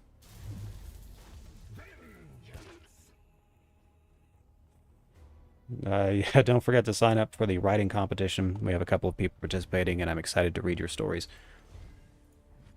Yep, we are doing a writing competition. I'm not sure who's supposed to be judging it, but it is a thing. What's the personality trait you like the most or aspire to have? I would always prefer to have a little more introverted intuition in my life. I would prefer to have some more of that. So hopefully that's something that gets developed at some point. Eventually. We cannot let it pollinate nearby systems. It must be stopped now. Okay. So Yes, anyways, as for the introverted intuition, if I had some more introverted intuition, I could be more focused, more concerned with how my plans and projects are going to be moving forward. And so I can actually force myself out of bed or force myself to do the things that need to be done. So if I had that, then that would be great. Or had a little bit more of it. As for extroverted sensing, when I was growing up, I always knew that I wasn't as reactive as some of the other kids when it came to physical activities. So I always wanted to be a little bit better at that. But as I've gotten older, I have found that I can bypass a lot of a need for that extreme reactionary responses to things if I just plan enough ahead for it. So I'm not as interested in my the development of the extroverted sensing.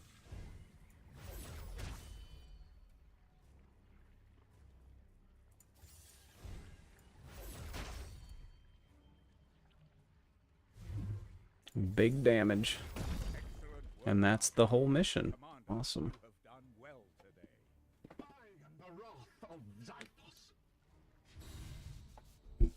Let's see. What else? Well, the personality type you most like to or most aspire to have. Yeah, it's just that. Cool with it. My memory is bad, and I've gotten along just fine without having a decent enough memory, so like whatever. Finally, one of these dropped. It's been a while. That's a good set of armor. We'll take.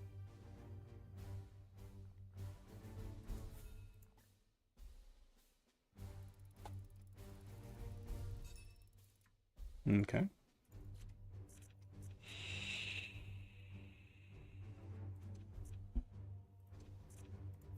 Confirm. All right. And we're up to 25 servitors, looking sharp. Max out the guns.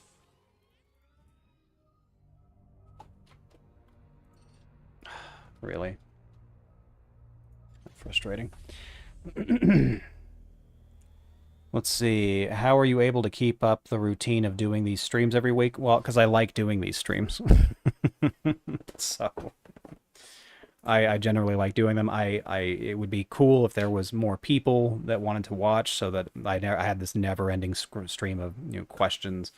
But I don't mind doing the streams, and so it's really no big deal for me to do it every week. I would do it more times a week if we had more people watching. I mostly do this to make sure that everyone knows that I'm still alive.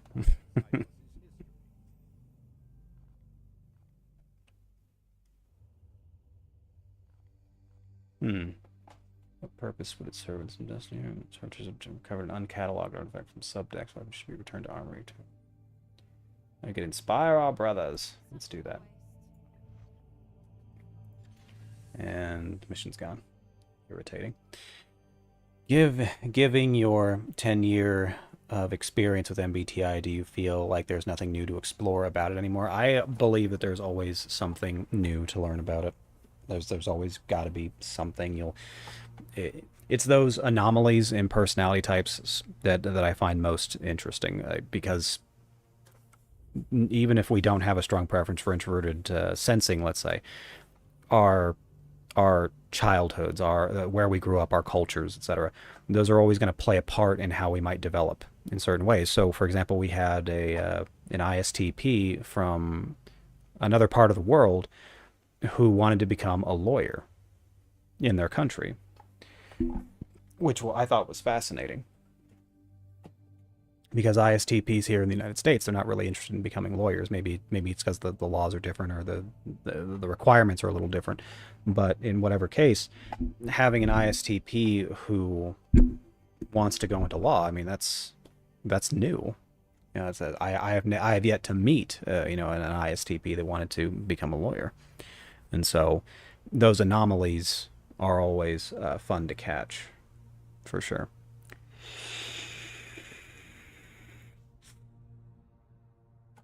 In terms of other new things about it. I'm as of late, I'm very interested in introverted sensors and them trying to get into MBTI. That has been something that's been on my mind for the past few weeks.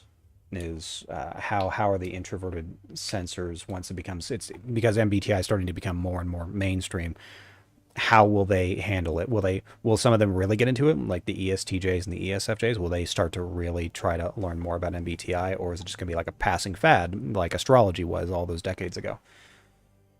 So, will you ever make a website or some other written form that documents everything that you've learned about MBTI? That might happen when I'm way older, but sitting down and writing a whole thing about it sounds like a bit of a pain.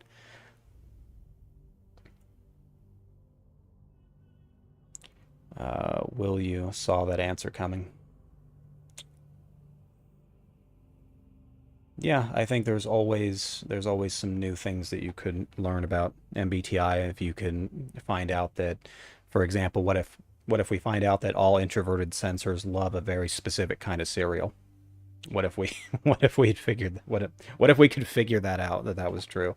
Then there you go. Now you have another way to give evidence to someone being an introverted sensor, because they all eat this kind of cereal. Now, granted, I don't think that's going to happen, but I mean, what if you did? What reasons do you think an ESTP might be interested in learning about MBTI? Just for getting to know people, but the ESTPs that I've talked to about MBTI, that will have some vague interest in it, when it comes to maybe learning about people or manipulating them, but their interest fades pretty quick.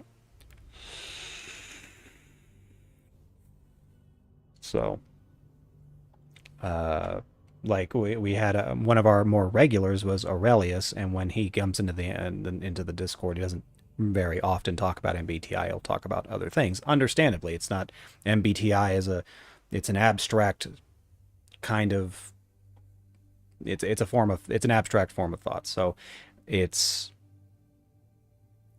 not going to be high up on his list of interests. That's all.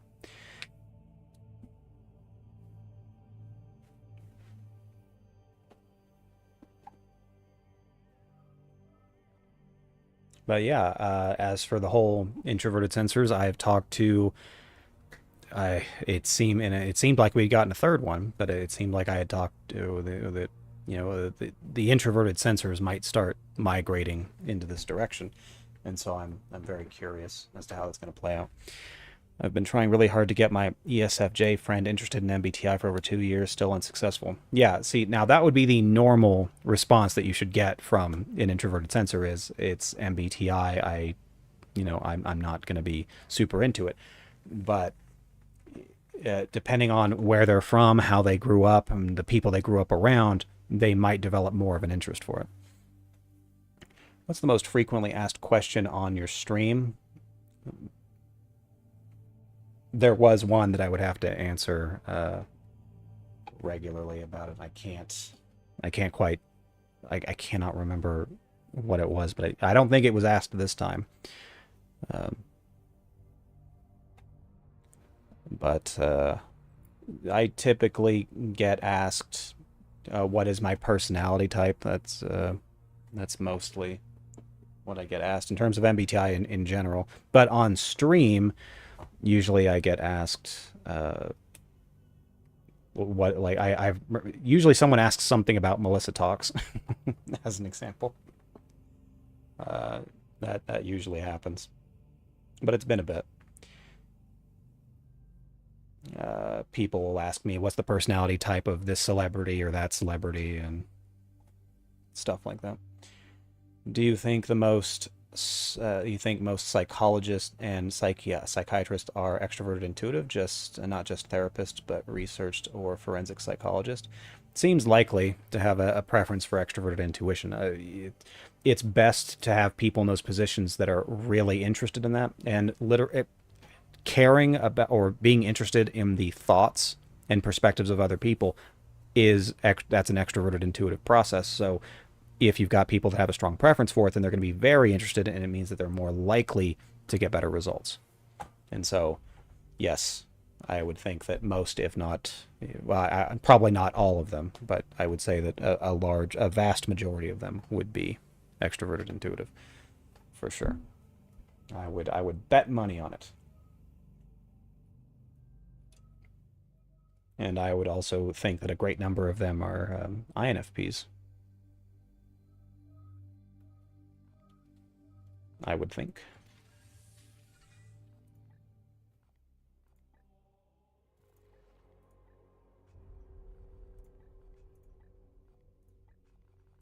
Let's see here.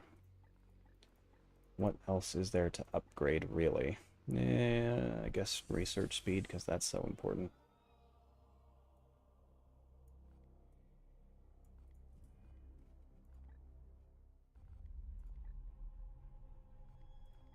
Yeah, that's still being... Vakir is not available to research anything, so it'll take some time. Let's see. The obligatory what type is Melissa Talks? LOL. Yeah, all I got out of Melissa Talks was, for certain, was she would put her introverted feeling out on display very regularly, but I've heard... Yeah, so I was thinking, ENFP, INFP, but at the same time, you could also go with maybe, what if she's an ESFJ, and she's very upset that people are starting to argue with her and that her community's breaking apart, and that she's losing control over it. You could also get some introverted feeling there as well. So, what if? What about detectives or investigators? What types do you think usually go towards those jobs? So I knew of a detective once who seemed like who seemed a very ESTJ. This was many years ago, and this is before I knew about MBTI, so my memory's not great about it. But from what I do remember about him, it seemed very ESTJ. But I can think that anyone with a fair preference for introverted intuition may decide to become a detective. I've always wanted to be a detective, and of course I don't have a strong preference for introverted intuition, but it was more of the introverted thinking and the possibility that I would be able to have these crazy ideas as to who did this, why they did it, and where they might be now, kind of picking up on the clues and putting them together. That seems super fun.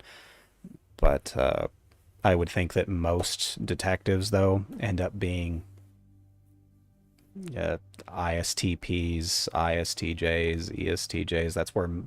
That's where a lot of our jobs and career paths that have been done for a long time. There's a lot of there's a lot of literature on doing these jobs. There's a lot of standards, a lot of protocols, and so as long as they're able to follow these guidelines, they can do the job. So that means that ESTJs and ISTJs could very easily step into these positions. Now, whether or not they're going to be as good as another personality type, that's up for debate. But I would think a lot of them nowadays are just introverted, sensing preference people. So, but yeah, I would love to be a detective, for sure. But would I go through all the work to become a detective? I wasn't willing to go through a lot of any kind of work back when I was, in my 20s. So, have to have a preference for introverted thinking to do those jobs. I know, as I said, I don't think you need to have a strong preference to do them, just because there's so many protocols or so many things you can do to bypass a need for introverted thinking. But as I said, you may not be that great at it, but you might be good enough to keep your job.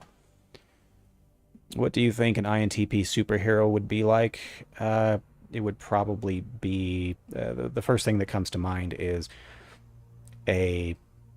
some kind of INTP nerd that was able to build robots, or some sort of android that either the INTP could take full dive control over it and then go out and do superhero things, or they would just have a whole a company of these robot soldiers to go out there and fight crime on a regular basis. So that's what I would think.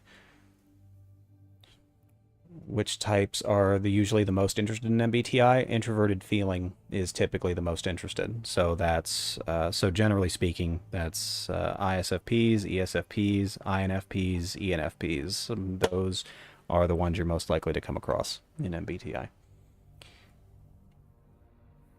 What types are the most easy to learn about MBTI and the functions? What types are the most easy to learn about?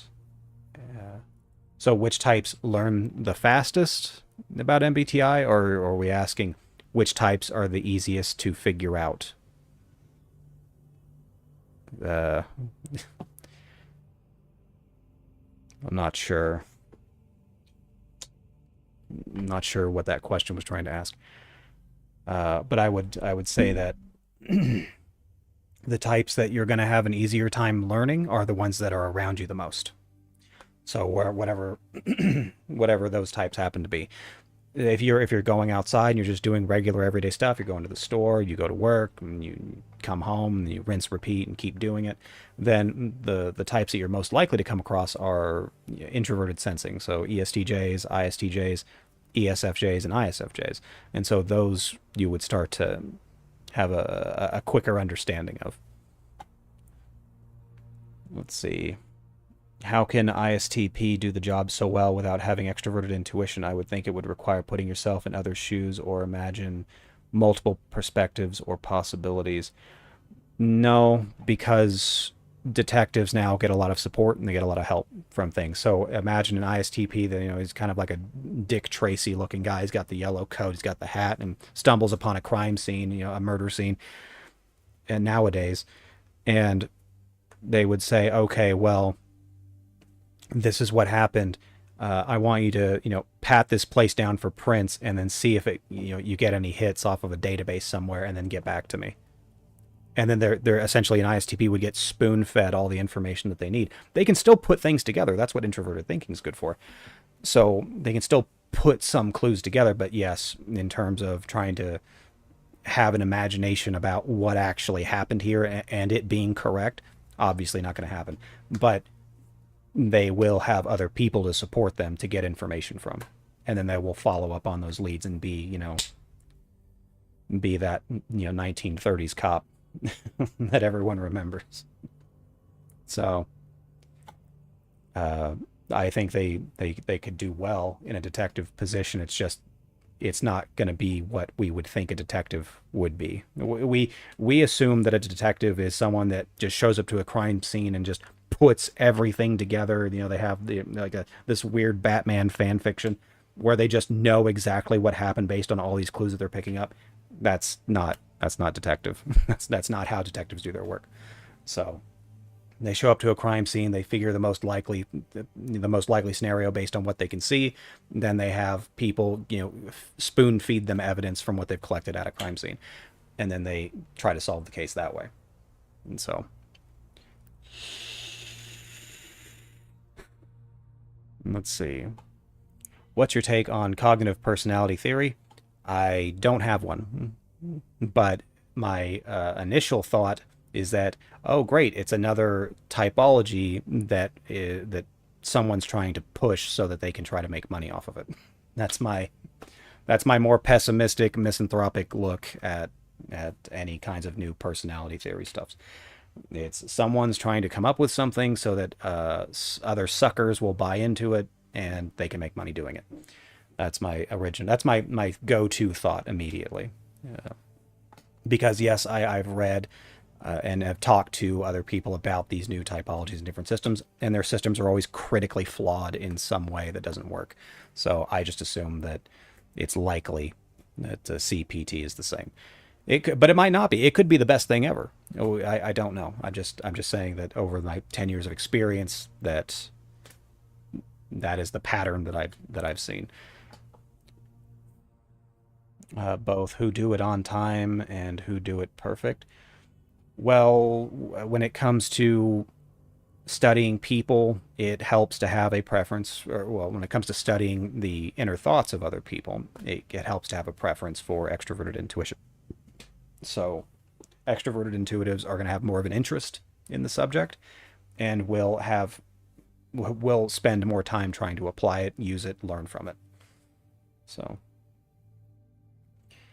over the past 10 years, I've talked to a lot of INFPs and a lot of ENFPs and a lot of ISFPs about MBTI. Way more than the other personality types. And that's understandable. Those three types just enjoy it more than the other types. So.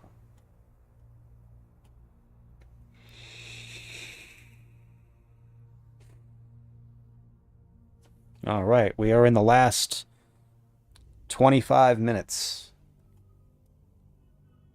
You can ask me any questions about anything. Go for it.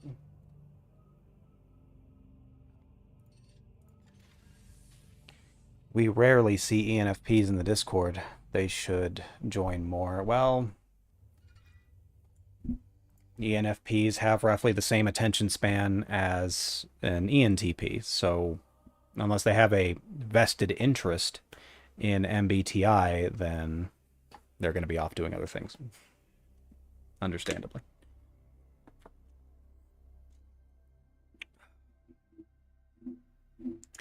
Let's see.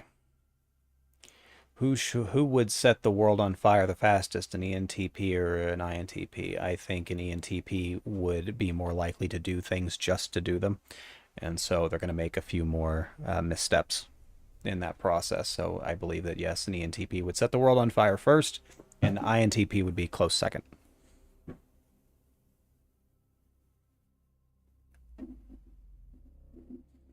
And yes, as Lady V can attest, the attention span does not last long. So they're off doing other things. As a matter of fact, I saw Cal playing some video game on Steam. I don't know what it was called, but it had an S in there somewhere. Instead of talking about MBTI. Why? Because he's got more or less an understanding of MBTI. And so and if he were to join, it would just be to talk to people about MBTI, not, trying to learn more about it. Nope. Extroverted intuitives don't spend that kind of time on it. I decided that I was going to try and turn this into something that I can make money off of. And so that's why I talk about it a little bit more. But even throughout the week, I'm doing a whole lot of other things than doing MBTI related stuff, because I've been doing it for 10 years, and I generally keep getting asked the same questions over and over again. That's why I have such fast responses to a great many of them. They'll ask me, well, what about this? Well, how does this type behave? Or how does this function behave in this position? So on and so forth. I've been asked so many of those questions that it gets, it gets a little bit tiresome, for sure.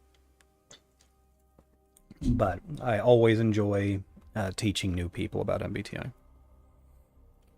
ENTP could make the fire, and INTP come behind to find a solution to stop it. Hopefully they both do that. What flavor do you prefer your vapes?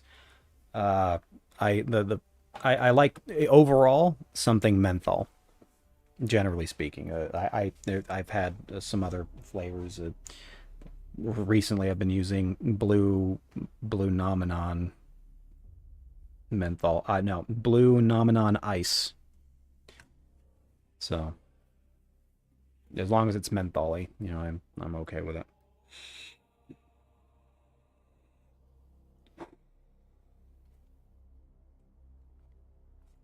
Let's see.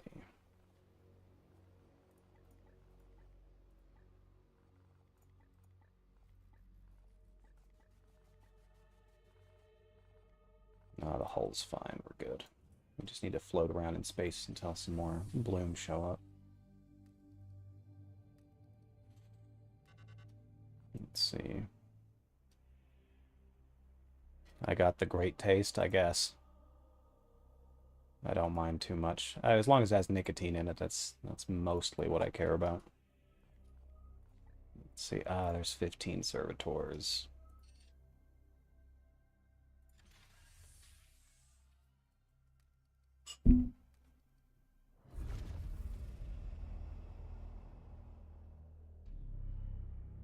Boom, boom. All right, win mission without using grenades. That's doable. I don't need no grenades. Oh, that means I have to unequip the grenades entirely. Okay, that's something I can do. We'll replace it with something else.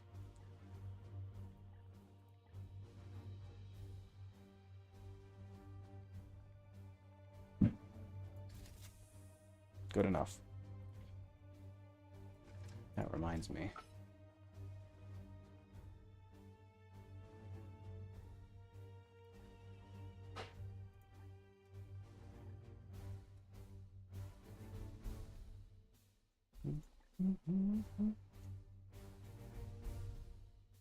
Let's see.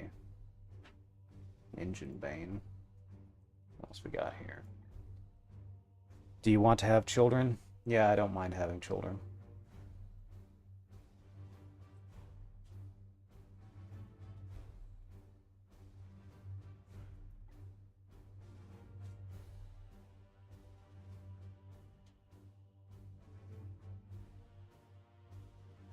It says it's at 100 when there's a 90% chance. Okay, so I'm just 10% off of automatic.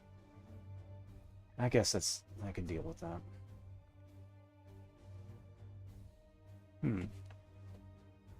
Cannot gain resilience. What? Whatever.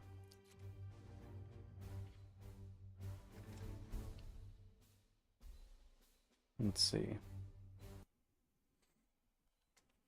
When I was very, very young, no. Children seemed like a nightmare scenario. But get older.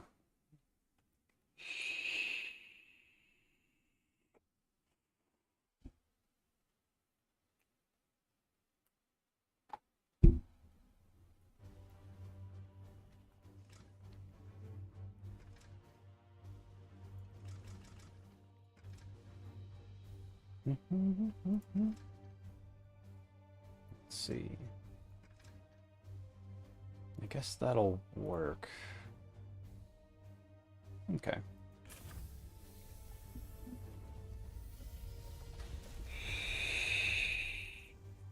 Do you want to have children, Maria?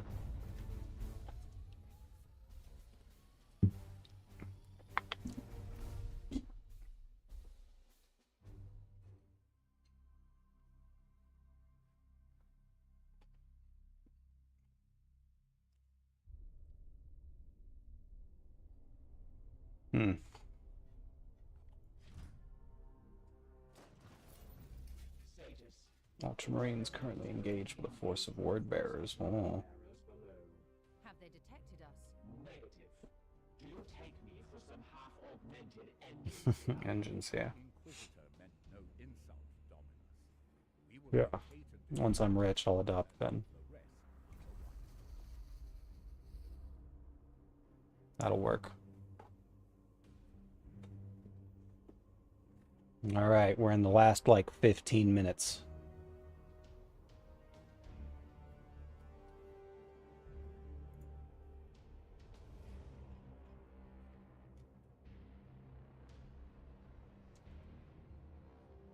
That's the eliminate all the seed carriers. Oh. Hypothetically, how would an INTP use introverted feeling, extroverted sensing, introverted intuition, and extroverted thinking, despite them not being the functions they normally use? Well, I have found that INTPs are still pretty adept at extroverted thinking, for sure. They do enjoy the extroverted thinking. They will acquire knowledge if they find it interesting. Absolutely. So there's that. As for introverted intuition, it eventually gets to them. They, so far, the INTPs that I have known and stayed in contact with for many years, they still seem to have the general desire for a family and making sure that they have a job where they can support themselves and their family in general. Some of them have tried to have big ideas, big plans. It doesn't go through, obviously, but they usually want to see themselves in a job that they would like to, that they know they can handle.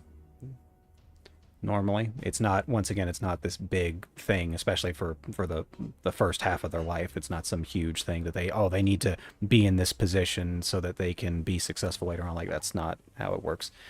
No, they're still missing that stronger preference for introverted intuition. But and then extroverted sensing, they tend to care.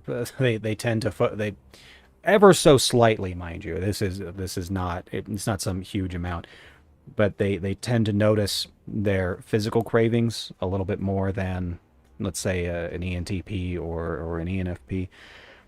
It seems that they do enjoy those things a little bit more.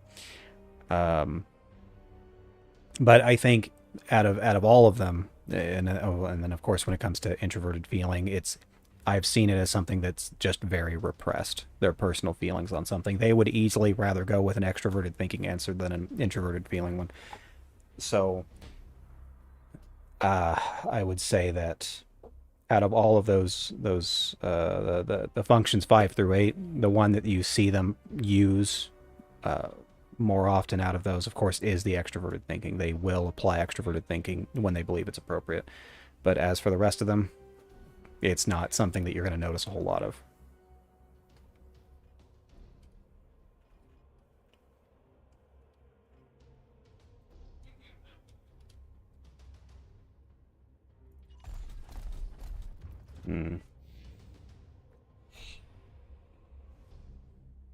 As a matter of fact, my INTP friend of 20 years said yesterday that I need to move back down to California or get closer to him so that we can work out.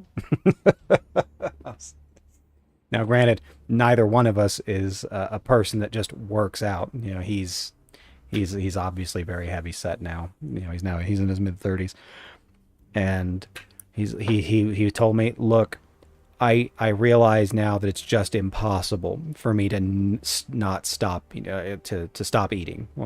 I can't really just change my diet, and it's too, I'm too in the routine of it. And so the only other thing I can think of doing is just get buff, right? Get swole, start just working out and exercising. And I was like, well, I'll spot you if I happen to live a little bit closer in the near future. So, fun dreams to talk about, but will undoubtedly simply not happen. But he sometimes enjoys talking about it. We just need to get ripped. Well,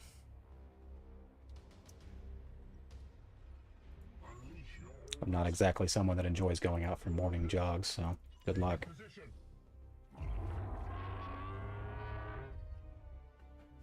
Nasty looking monster, I tell you.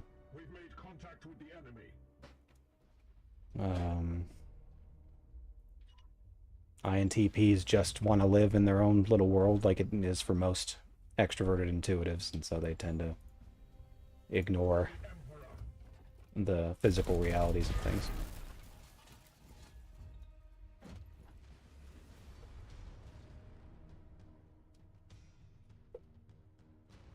Let's see.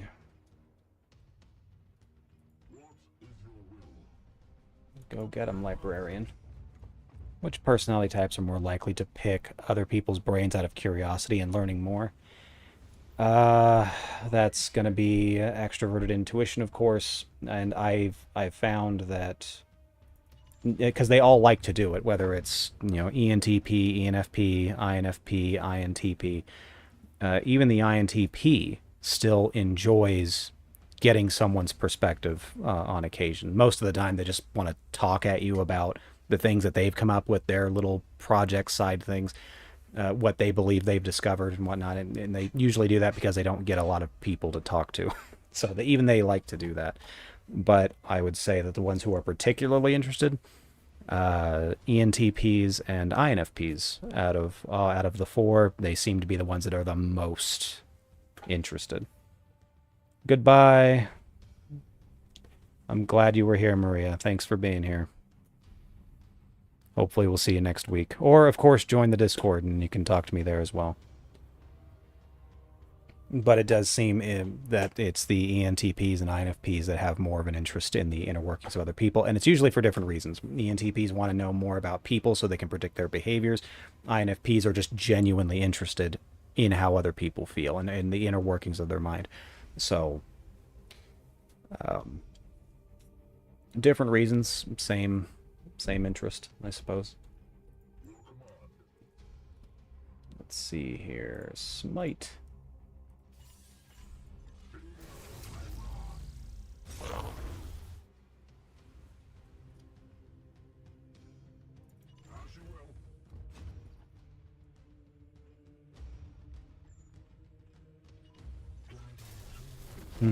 All right, well, any last minute questions? Seems like it's all kind of dying down. What are some differences between the INTP and ISTP? Big differences is going to be their level of sociability. ISTPs end up being a lot more sociable, a lot quicker than INTPs do, by a lot. Strange amount, in fact. They want to be more sociable. The thing with ISTPs is that they don't spend a lot of their time wondering about the possibilities that's going to arise from talking to another human being, and so they just do it. They just do their best, and so they end up getting they become more acclimated to the environment socially than an INTP does, where an INTP is too concerned that they're going to say or do the wrong things and how it's going to affect their social life moving forward. ISTPs don't have as much of an issue with that, and so they have more moments of being social, therefore they develop being social a little bit faster. That's probably the big difference. ISTPs prefer to solve problems in the real world, in practical manners as possible, and INTP would prefer to solve problems in a world that doesn't exist, but a world that exists here. That's where they like to solve problems. So, I would say though that the big difference is that level of sociability. Is INTPs typically come off as having Asperger's, ISTPs maybe they come off as just a little too domineering, a little too aggressive in conversation.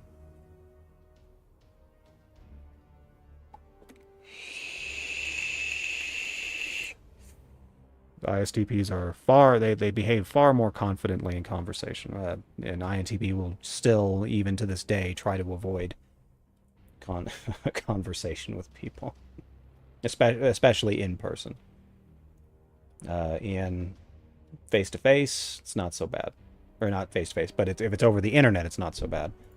But face-to-face encounters with people,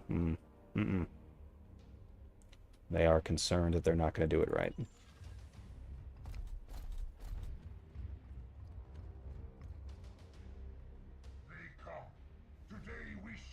Oh, how annoying. Brothers, I've discovered the enemy. Let's see, where is... There he is.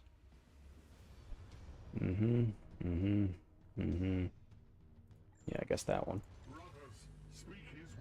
Alright. Anyways, I guess that will be it for today's stream. Thank you all for showing up, whoever did show up. It wasn't as action-packed or as eventful as some of the other streams, but, you know, that's how it happens. Just remember to like and subscribe if you're interested in MBTI, and by all means, please join the Discord. And if you have just random questions throughout the week, you just have to @me, and I'll get around to answering them. Special thank you, of course, to Ven for still being here, even though she can't talk, but she's still, you know, she's here with us in spirit. And hopefully next week I will have a co-host to help out with all of this. But until then, once again, thank you for joining, and I'll see you guys next week. Hopefully I'll have another video out pretty soon that you can enjoy. Until then,